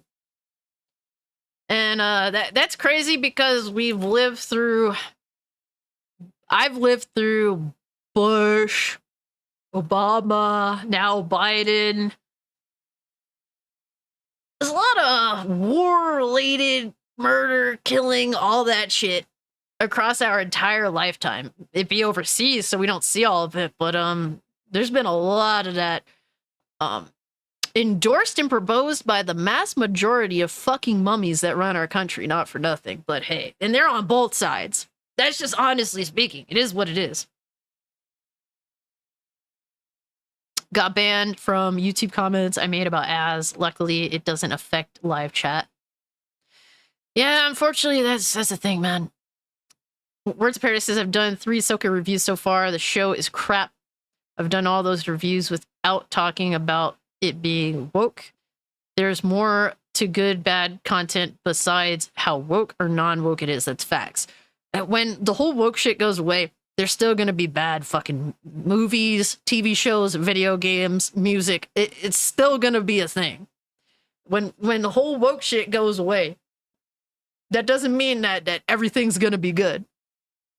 A lot of people don't see that. Maybe they're not aware of it because they've been involved in the whole woke, anti-woke shit for so long, but that's just the reality. So that's what it is. But orange is the new black, oh no.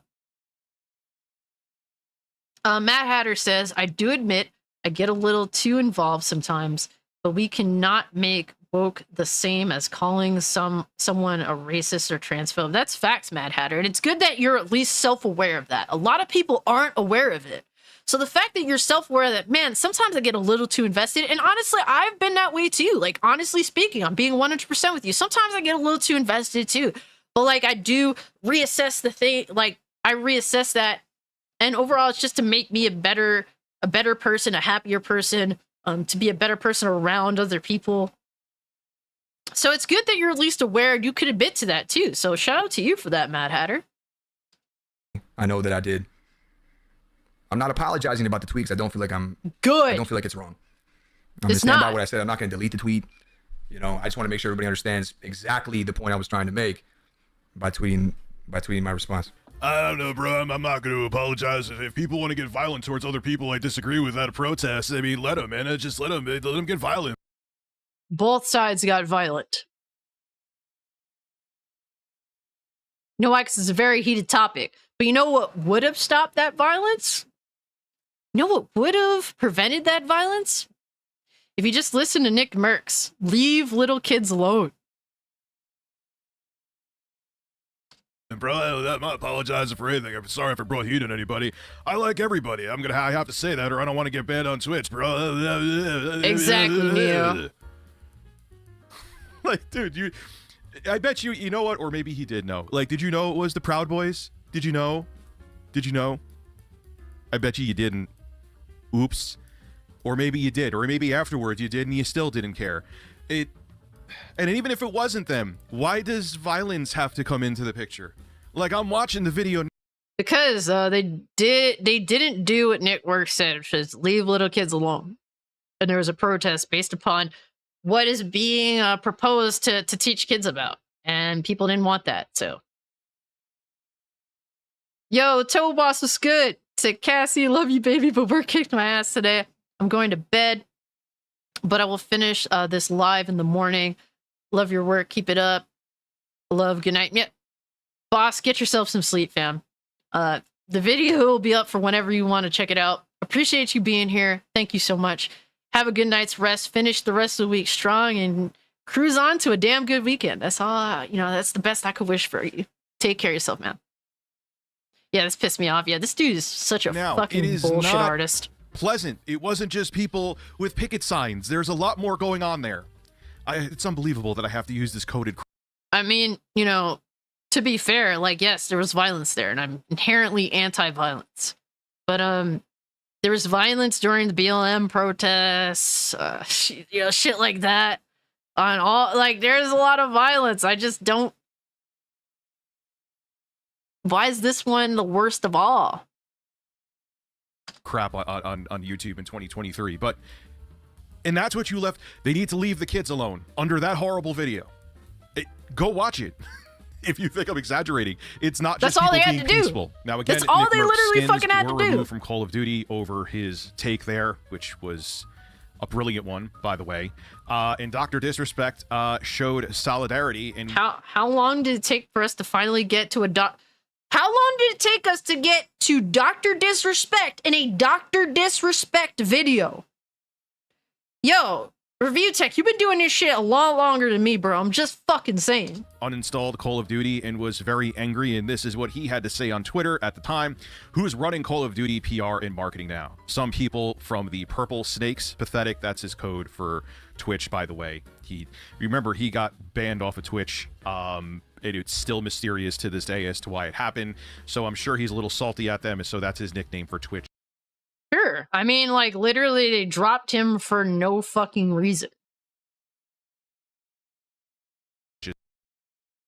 Purple Snakes. And also on top of it too, not only did Dr. Disrespect uninstall Call of Duty, he demanded an apology for Nick Merckx siding with the Proud Boys in a video where you could see Yo, it's crazy. It's crazy how he fucking, like, do you notice how he's like trying to fucking be like, yeah, let's make this sound bad.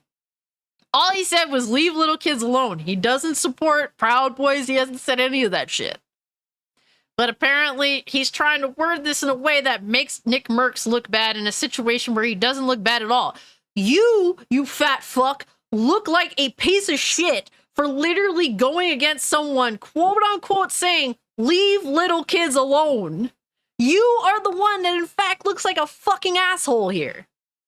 Where they were not being friendly is the best way I could word it. Again. So he was embroiled in this controversy, which I think anyone with common sense would think Nick Merckx had a really bad take, especially with the video that he was showing solidarity towards. Well, fast forward to the future, and Starfield is coming out. Now, Twitch streamers or game streamers on any platform, a lot of times, if they have a big following, will get the games early to stream to their audiences, because that's, well, how it works. It's great promotion for the company who's publishing the game, and it's also great It's not great promotion. It's actually fucking terrible. It's abused. Literally, like, the fact that he says it's great because it benefits him directly if it happens, but really, it's a shit thing to do, because it inherently leads to content creators deliberately acting like this. Rich is a professional fucking bullshit artist, guys. He loves the idea of getting content early because it benefits him directly. He sucks the fucking cock of all these companies that give him early content. And that way he has control, he has power, but he also has a direct link to these companies. It does not benefit us, the consumer, at all by any means. It really is you swearing your allegiance to a company that's willing to give you early content for your channel that a bunch of other creators will not have at that time. It's not a good thing. But of course, you know, Review Tech gonna dick eat because it benefits him. It's great, guys, I promise. Fucking disingenuous prick. Promotion for the streamer because it's a new game that everyone's going to want to see, and if they get to see it early, it's cha-ching. It's cha-ching for the publisher and cha-ching for the streamer. Well, there was... And it's lost money for the people that actually are going to buy the game. Especially when you lie through your fucking teeth about the game.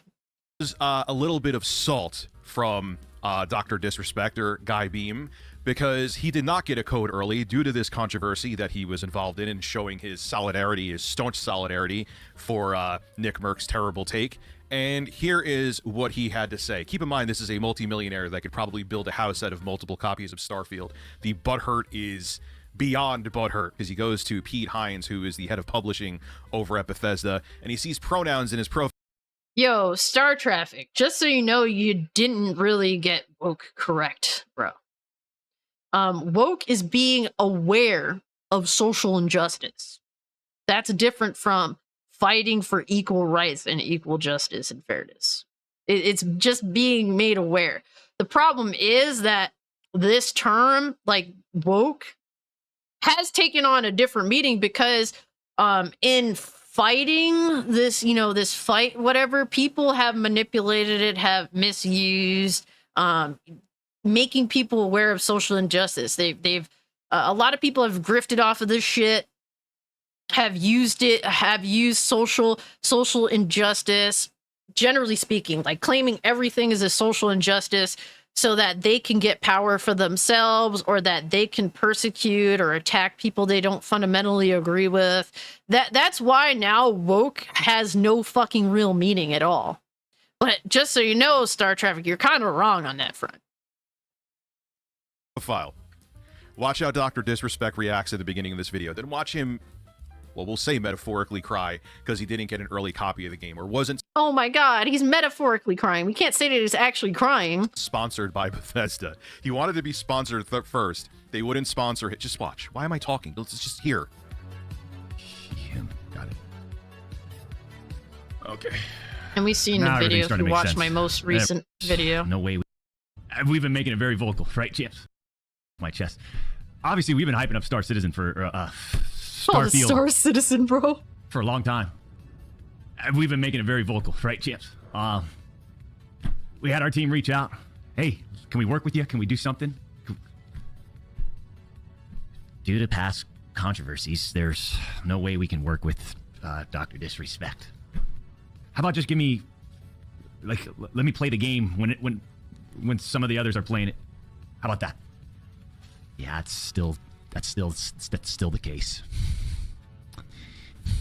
The absolute amount of butthurt there is incredible. Now, I understand that I mean, like, dude, what reason does Dr. Disrespect have to not get a copy of Starfield? Like, what is the legitimate reason for him to not get it? I mean, it's nothing but, like, positive.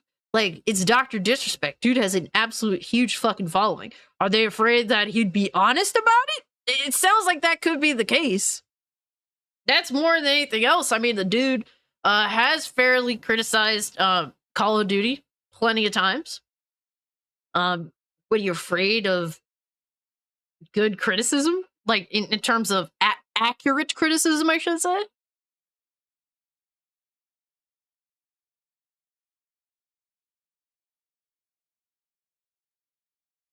Was just giving them a little job, no big deal. They're pet. Yeah, I mean, like, he's just, honestly, it's good to know that Bethesda, because of quote unquote past controversies, will not give Dr. Disrespect a code. It's good to know that. Didn't know that they were that fucking stupid. And it's good to know that it's not just about, it's not just about keeping it straight up to, like, yeah, let's make money, do all that. We could tell that you pick because of possible political stances, general shit like that. Seems to be that's the case. It's not just about, the games themselves, the content creators. You seem to look into some really weird shit. I can understand you not giving, for example, I can understand you not giving a fucking Dreamcast guy a code. He's clearly expressed his hatred of the game without even being, like, willing to give it a try. I can understand that. It's not like he would have given it a fair review to begin with, obviously. Telling from the way he was acting during his live stream when they were showing off Starfield. But, like, that doesn't equate to Dr. Disrespect. At least from what he's saying, he's been nothing but pretty excited for the game. But at the end of the day, Dr. Disrespect also points out some bullshit, too, when it comes to anything. He called out Call of Duty for being on some bullshit. I guess Bethesda knows that they're going to be at least on some bullshit. Probably thought, well, Disrespect would probably make fun of the pronouns. And I guess they were right. But even so, that's more a political-oriented thing. That's not like, well, someone's being disingenuous. You're not giving Dr. Disrespect a code because essentially you assume that he would be honest. That's what I'm getting from this. like I said, there's a competitive edge to getting the games early, and that's probably partially what he's panicking about. Even though, like I say, always with Phil, not to bring up Philip Burnell again, but it's true. It's also the bigger portion of what brings people to a stream is the personality. However, you do get a competitive edge when you get the games early. I also think he was butthurt that he probably didn't get like a nice six-figure check. Bruh. Now we're jumping to assumptions. I wonder, Review Tech, you know about they get six-figure checks? How do you know that? Have you possibly received any? Yeah, no negative reviews. No honest reviews. Fucking lie. Lie through your fucking teeth. He's been playing it and really seems to like it. Man, that's what's up. That's what's up. And that's, stupid on fucking Bethesda for being more so not just looking at creators for what they have to offer and if they're going to give the game a fair shot, but I guess politically motivated, baby. Did you think that people are confusing woke with political correctness? As in they mix the two? Or what other answers do you have? I will say that people do misuse, you know, the term woke often. Any little fucking thing, people just throw, oh, it's woke, it's woke, it's woke. And there's definitely a lot of examples of genuinely woke shit. I'm not saying that, but it is thrown out there so much that, and sometimes it does not equate. It really doesn't equate. It's like when, you know, the other side calls everyone racist, sexist, homophobic over any little fucking thing. It's the same thing. And that's why I'm like feeling like, man, I have no side to belong to because both sides take it way too fucking far. It's like both sides kind of just want to match blow for blow at this point. It's not about, you know, being correct, being right, being better. It's not about that anymore. It's more so just matching the other side blow for blow. And at some point, that's just stupid. General Vague says the most annoying thing about they them thing is that it's not even a matter of being sympathetic to people with actual gender dysphoria. It's just about people wanting to be special and victimized. That's true too. People just they want that attention, and it's literally a fad that gets people attention, and that's why it's a thing right now. So, from Bethesda to promote the game. That's also what I think. There's even more salt there for that than getting the. You think, but he didn't say that. He would have been. He literally says he'd be perfectly fine just getting a fucking code early, like when everyone else was fucking getting it. Game early. That intro. Talk about where fucking he's exposing like, that yourself, everything Review Tech. after he sees the pronouns in Pete Hines' bio. Was so he could have stopped the video there and it said everything. Look, I don't have pronouns in my bio. I don't care about the pronouns. But you know what? If you have pronouns in your bio and it makes you happy, that's fine. That's my take. So if everyone's like, I'm being a staunch supporter of pronouns. But the pronouns is a political statement. If this was like fucking 20 years ago and people put pronouns on their paper or something, that's different. Like now it's a literal political statement. It's like, remember like the whole mask thing that they're trying to bring back after those first few weeks, after that first month, the mask was a fucking political statement. That's the problem. And when you tend to have pronouns in the bio, it tends to say what you're about politically and what you oppose. That's really what it's become. It's just become a political statement. Pronouns. No, man, and I roasted Microsoft back in the day, and I talked about this in the other video with Heels versus Babyface, where they had this dystopian video where they had like everyone in the company come out and say your pronouns. Like it was the most artificial, forced, unnatural video ever. But you ever think the reason why Pride Month exists is because maybe that community, the LGBTQ community, doesn't want to feel like they're subhuman? You ever think they maybe want to go to the grocery store and not feel like they might be attacked, literally? You ever think about that? No one's coming. Yo, he constantly, like, he just uses, like, you could tell that he uses gay people to virtue signal. It is a thing with him. He constantly brings up this community. Whenever someone who, like, literally was watching a video, where he's literally, like, he disagrees fundamentally with a gay person and is calling, like, saying that they're being used as the token gay dude. It's like, damn, like, basically you're calling this other person like an item essentially just because you don't agree with them. So you don't respect gay people to have even their own thought process, even if it disagrees with your thought process. Like, you're not about that shit. But he plays pretend with it all the time. Basically, gay people are tools to people like this. He uses gay, like LGBT people as a tool for his ability, basically to make money. for your kids, Nick. No one's To make coming this for content. your kids, Dr. Disrespect.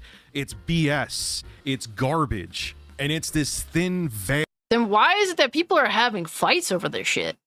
If it wasn't a thing, if people didn't propose this possibility that this, at least some people out here, are actually about indoctrinating children to political nonsense, then why is there a side that actually wants to match blow for blow? It does exist to some extent. How serious it is, I can't really say. But there are definitely people out here that want to introduce sexuality to children, and they're not the parent, and it's really gross. It's gross.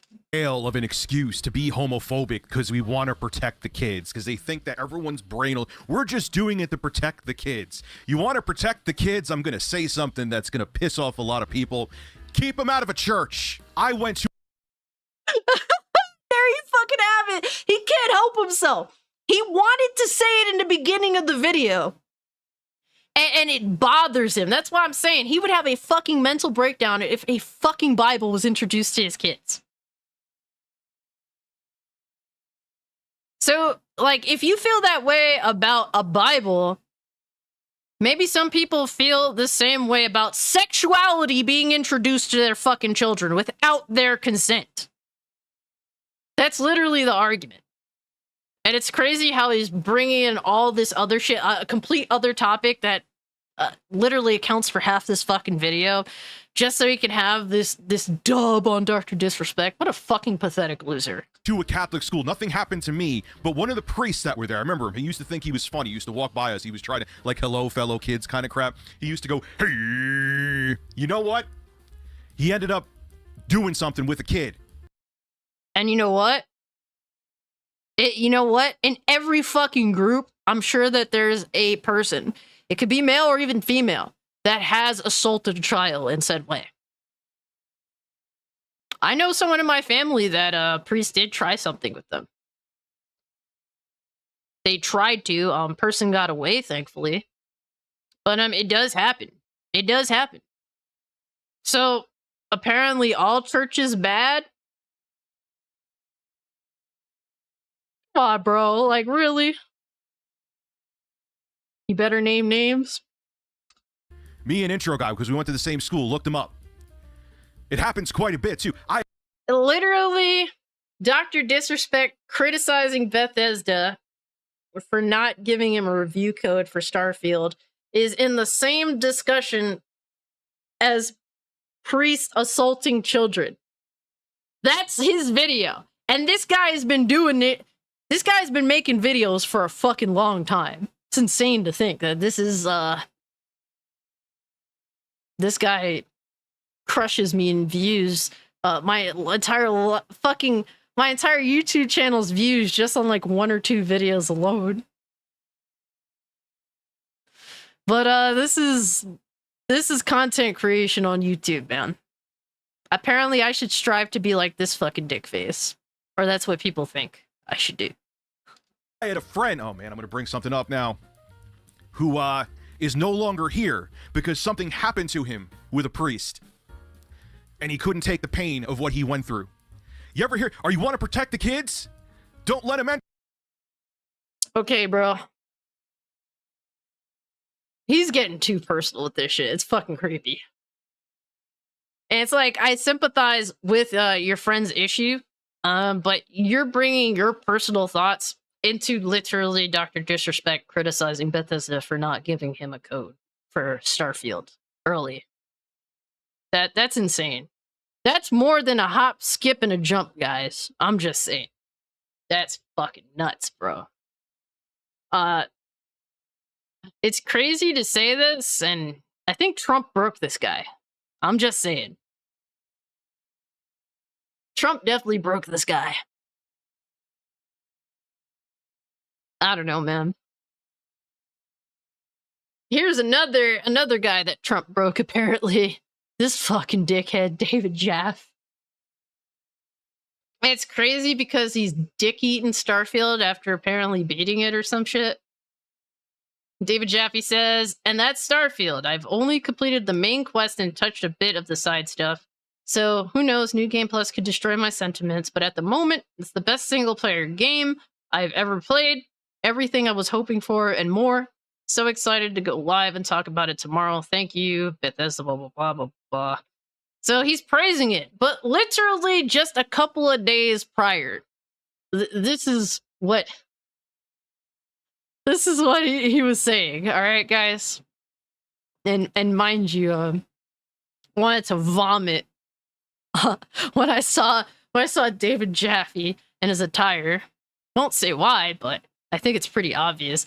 But shout out to Gaz on Game On Daily, Asa, and Blaze 4K. Shout out to them. They're cool. I appreciate that they're willing to hear out tons of different people.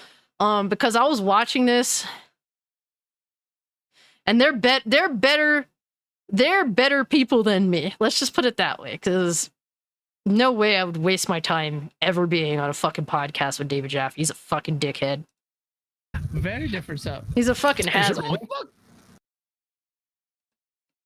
You got, well, I say very different setup. Your mic sounds a bit awful. Even though you've got, I can fix the mic. Is it too high? No, it's like a little crackly.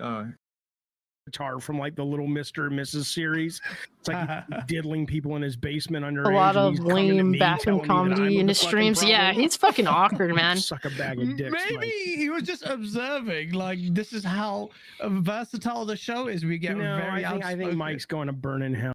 And David Jaffe literally pulls up to the stream and starts by telling off Gaz's audience. Game On Daily? Definitely check out Gaz.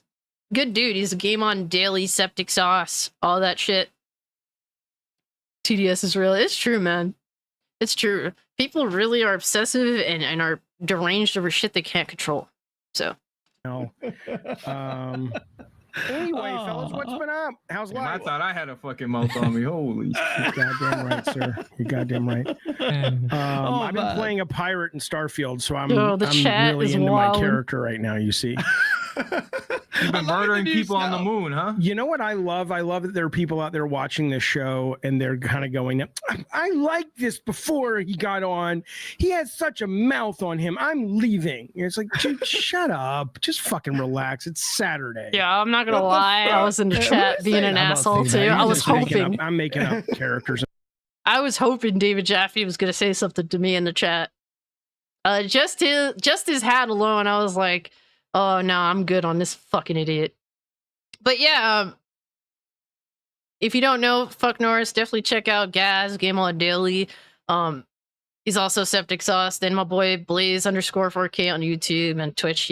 That's my boy right there too. So definitely check them out. Good people overall. In my head, fellas. I think no, I wasn't murdering people on the moon. What happened was I found this, I want to say it was on like Venus. I found this kind of out of the way place that had a dead dude who was carrying body parts in coolers. I don't know if he's zesty. He's just a cunt. Oh, this is going to be worth a lot of fucking ducats, and so I'll take it. And then it's in my ship, and it's like, hey, be careful. If you land anywhere where they scan you, you're fucked. And I'm like, all right. So I went to a moon. I think it was the moon of Earth. And I built a little small base there, and I just started storing all my contraband there, including dead body parts. So when I figure out how to land somewhere where I can sell it, I'll know where to go to get it, because I didn't want to, you could actually do that. I don't know. It is what it is, but it's a goddamn blast. I have not played a game this consistently. I mean, I started playing it at 5 o'clock when it came out on Thursday, whenever it was. I didn't stream. Yeah, I wonder, Alex, because even Blaze brings up a good point. It's like, you would think that David Jaffe is the opposite of how he is as a person, given how much he doesn't care about what he says, but then he's very he's definitely he's deranged in multiple ways. He has a mouth on him, but he tends to believe in shit that you would think that he was the opposite.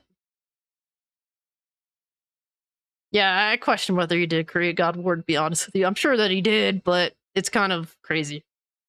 Who's this guy? He's a total charisma bypass. It's David Jaffe. He's the creator of Twisted Metal, God of War, director behind them anyway. But Yeah, he's a has-been. He used to make good games. Now he just he thinks that he's better than YouTubers because he's made games in the past, and that's kind of over now.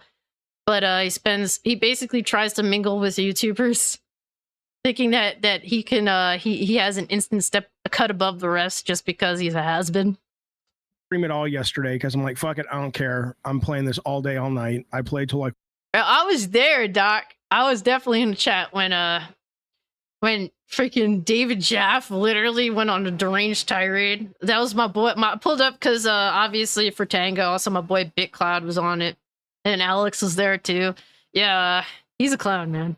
Like 1 a.m, and then I got up way too early, but I'm like, ooh, I can play Starfield, and so I got up and I've been playing it since I got on with you guys. So and for me, that is rare. I don't do that with games. I play a couple of hours and either I get the gist and I move on to another game, or I come back, but in little tiny bites. But this, I'm just like eating the whole fucking thing, man. I'm gonna say I'm with you. I don't really visit a game until after I've completed it, but I feel like I've literally got the whole game and then some's worth to complete because I mainlighted the quests. There's so much side. Yo, Spectre, I don't know if you mean that the way that you mean it, but yeah, I'd be concerned. Let's just put it that way. Stuff. I think it's gonna be. Yeah, I have to give a shout out.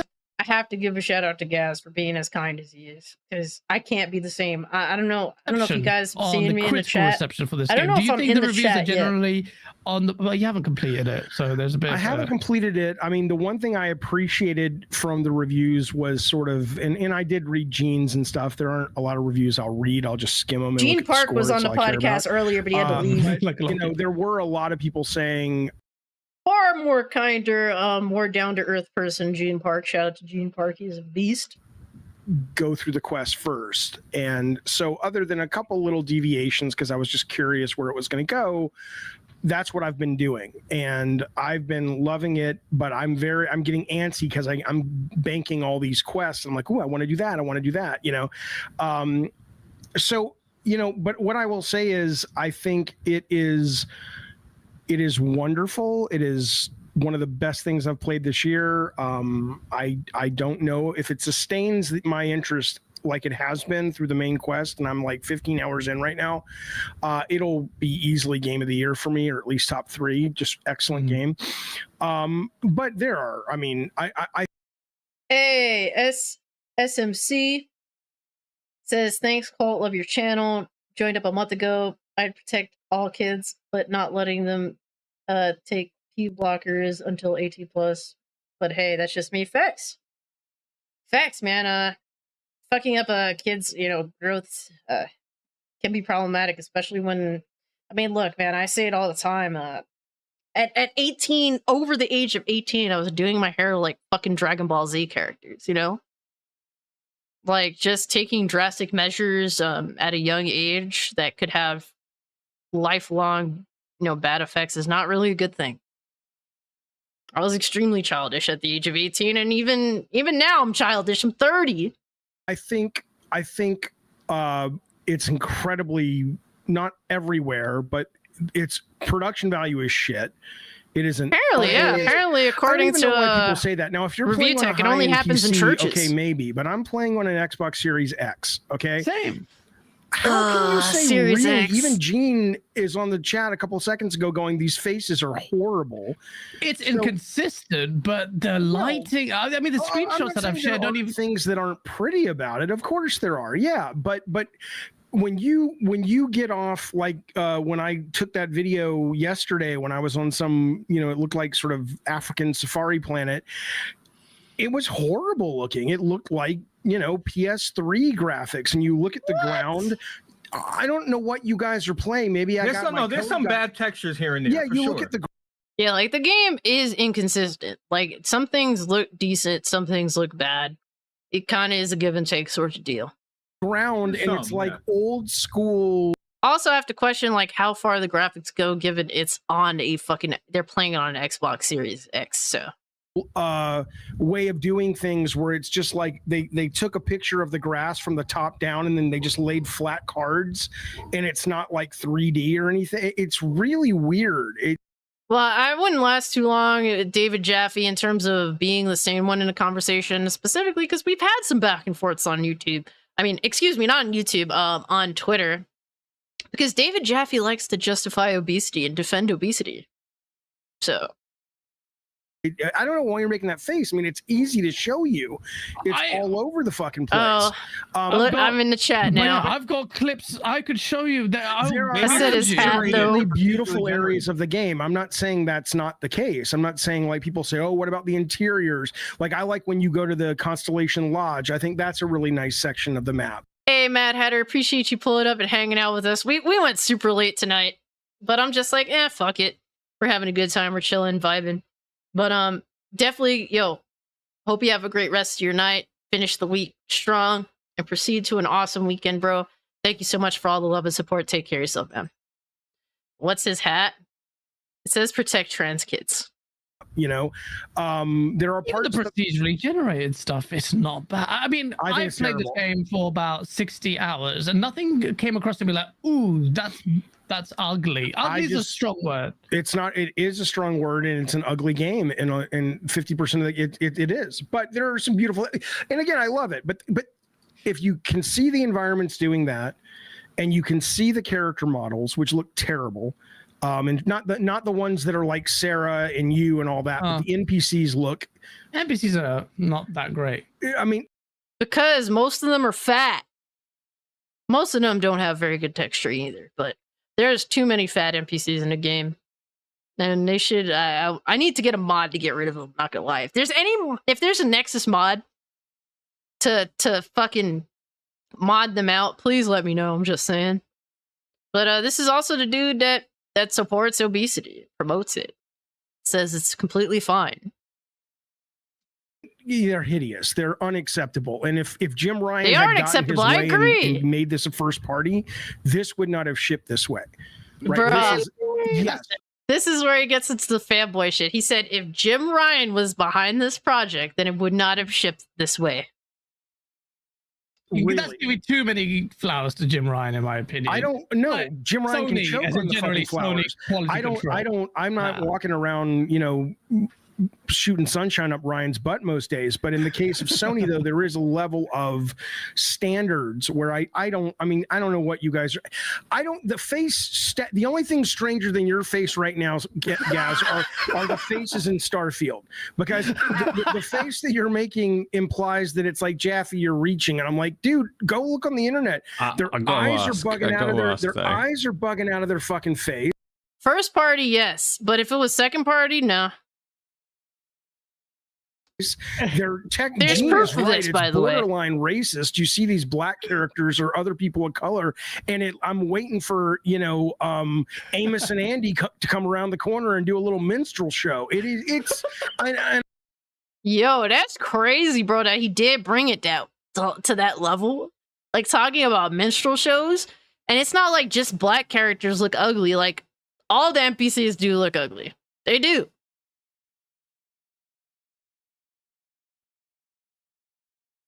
And I'm not saying they're racist, but I'm saying it has that kind of everything's racist. We must compare everything to racism, sexism, homophobia. Even if I'm not directly saying they are, but I want to make this sound serious, so I'm going to do that. In the South, it's a horrible thing they do in the South. A lot of things they do in the South are terrible. But they have those lawn jockeys that for a long time were blackface people. It has that. He's literally comparing fucking Starfield NPCs to blackface, bro. To fucking blackface. Are you fucking kidding me, dog? Like, this is insane, bro. Feeling of like a black lawn jockey from sort of Jim Crow era with some of these characters. I don't think I'm not saying I don't have to tell you. Go look on the internet. But that said, Well, though, I'm fucking playing the fucking game. I'm playing it Jeffy. too. No, he's right. Yo, guys, he's right that yes, There's the some NPCs, bits, but not but the NPCs. comprehensively bad. No, but the NPCs were gonna be the most lackluster thing. Everybody expected that with a Bethesda game. Like they weren't gonna be as detailed. And I'm I just still putting love three it. of It's one of my clown favorite emojis games in the of chat. year, so I'm not shitting on it. I'm just saying it's a objectively ugly game in a lot of parts. I got to ask Jeffy. Let me ask. I I insist that I get to say a few words. I just need to ask: if Sony had this game, then if Sony were the first-party publisher of this game, and they were going to fix the NPCs, would they do it by making all of those NPCs better or making there less NPCs? I think that really depends on the team. Let's assume that the team put. Excuse me. Let's assume that the team put the number of NPCs they wanted on the screen, and that was their priority, which makes sense. I don't think Sony would come in and say, you have to get rid of your NPCs, but they would say, you know, that milestone check for, 4 milestones before alpha, y'all ain't getting paid until this fucking shit gets fixed. So whether or not they adjust the art style to be able to put that many characters that still look really good on screen, or whether it's a technical issue, or what, I don't know what to tell you, but it is unacceptable in 2023 when you've got a first party $trillion business putting this out visually. Now, I'm not like I said, I Game love was in this development. game. This game was in development before fucking Microsoft bought Bethesda. For many years before Microsoft bought Bethesda. I couldn't stand for absolutely Horizon Forbidden West. I think is one of the most beautiful games ever made, and I couldn't play it for more than an hour and a half. Bored the shit out of me. Yo, like honestly, Jaffe is just dependent on rage bait. Like he's obsessed with it. That's why he appeals to nobody, and with that, he gets attention. Okay, so this is not a console war thing. I don't give a fuck about that stuff. I'm just saying that it's. He just cares about making everyone There's mad. a lot of ugly in this fucking game. You ever see that movie Wonder about the kid who hit his face and put it on behind the helmet? That's what this should be. They should have made this like a Wonder brand and just put a helmet on all the NPCs because they're terrible. The best NPC I saw was a guy called the Hunter. You met the Hunter, right? He's got a fucking mask. He's got a mask, but he talks like Boba Fett and shit. He's really cool. He's like hanging out in the coffee shop and he's like, "What's up on the?" I love that guy. But anyway, I think it's ugly. But that said, though, so as back to your question about the reviews, though, so. I haven't read a lot of the reviews. I don't know if they're dinging them on visuals. Sony would have made sure that the game looked better, particularly the NPCs.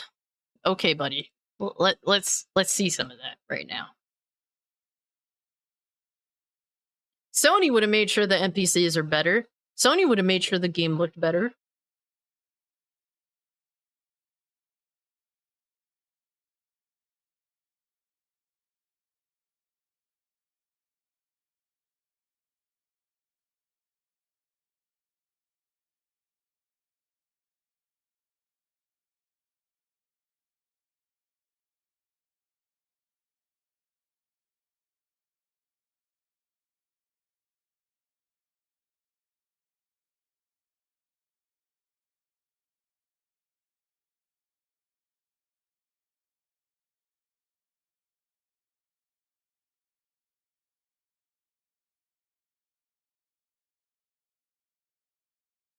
I bestow upon you guys a project that Sony, was behind, PlayStation 4 console exclusive, Predator Hunting Grounds.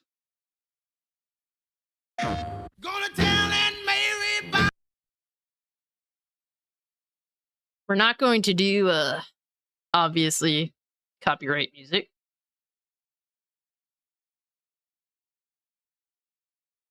I played the beta for this game and knew, oh my god, horrid.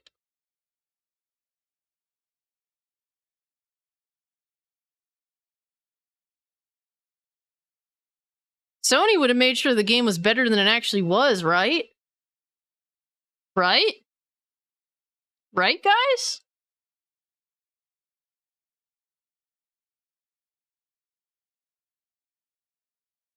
sure Sony would have made sure it was better. They would have made sure Starfield looked better. Yo, Piers, what up, bro? Yo.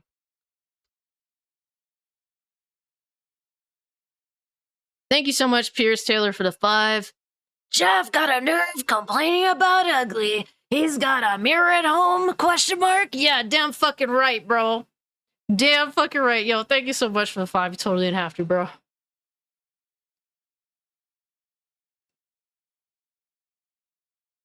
But yeah.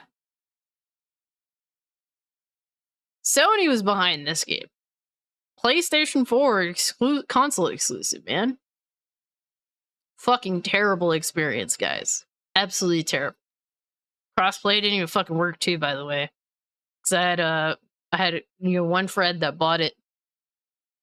That bought the game on PlayStation 4, and someone, a homie that bought it on PC. Yeah, the experience wasn't good in terms of crossplay.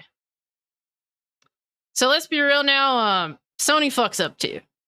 Sony fucks up too. But guys, I don't want to make this too much longer. Obviously, I got carried away tonight. I was like, fuck it, why not?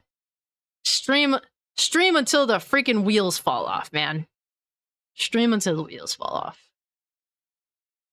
But it was a great stream, guys. We have entered the Twilight Zone, and I think we're successfully going to get off the Twilight Zone, man. That's what it's. Spent enough time in the Twilight Zone today, guys. But once again, Pierce, thank you so much for the 5. But Neozoic says he's got a jet. Appreciate you hanging out with us, fam. It was a really good stream. You want pizza rolls? Yeah, pizza rolls is my jam. Yo, meds, please get better soon, man. Do whatever you need to do to heal up. Definitely get your rest and be careful, man. Appreciate you guys, man. Really, really appreciate you. Do want to give a shout out to the channel members and just give my thanks. It's important. I really do appreciate you guys at all times, and I do everything to possible to communicate. If you guys are new, definitely subscribe to the channel. Hit the like button. That really helps me out. I really appreciate 65 likes. Can we make it to 70? If we can, that'd be awesome. If not, 65 is insane. So it was a great night. Appreciate that, guys. Appreciate the support always. By the way, guys, if you want to be involved in a Discord, consider becoming a channel member. A basic membership gets you instant access to the Discord. I do have it posted in like the community tab section for the channel members.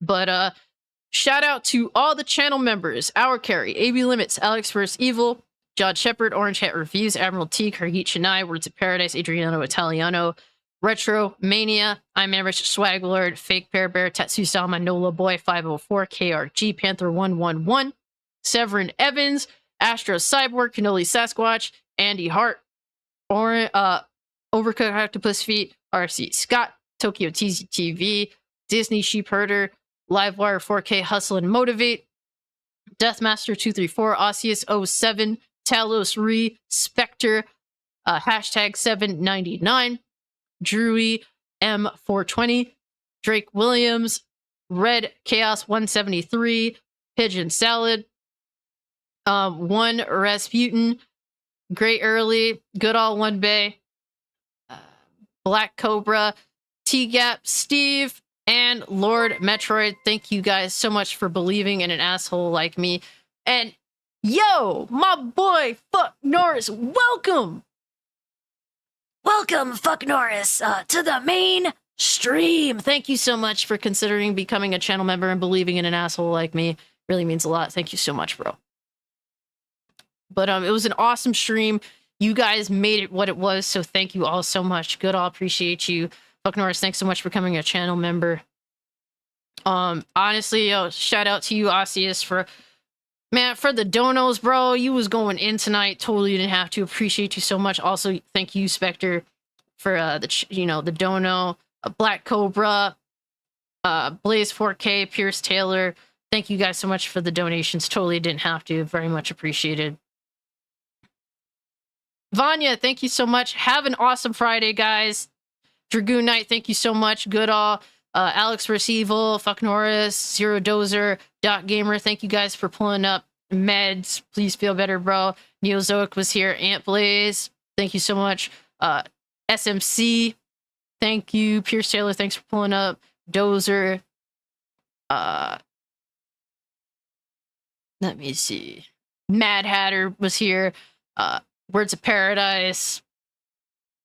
Man, so many homies. Black Cobra, Steel Ninja, Hypnotic, Casey, Henry, Big Brain Gaming, Eastern Conference Gaming. Thank you so much, fam.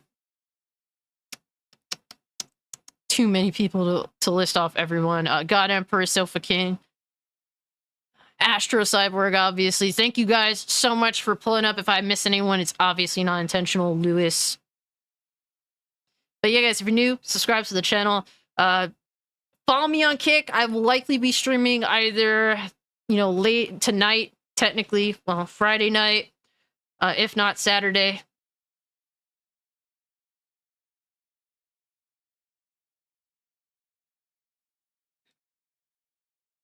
Okay, buddy. Whatever you say, buddy. Have a good night, buddy. Oh man, gotta love the clowns. But anyways, guys, have a great Friday. Be safe. Get ready for the weekend. Be safe. Be well. And guys, with that being said, I am out. Peace.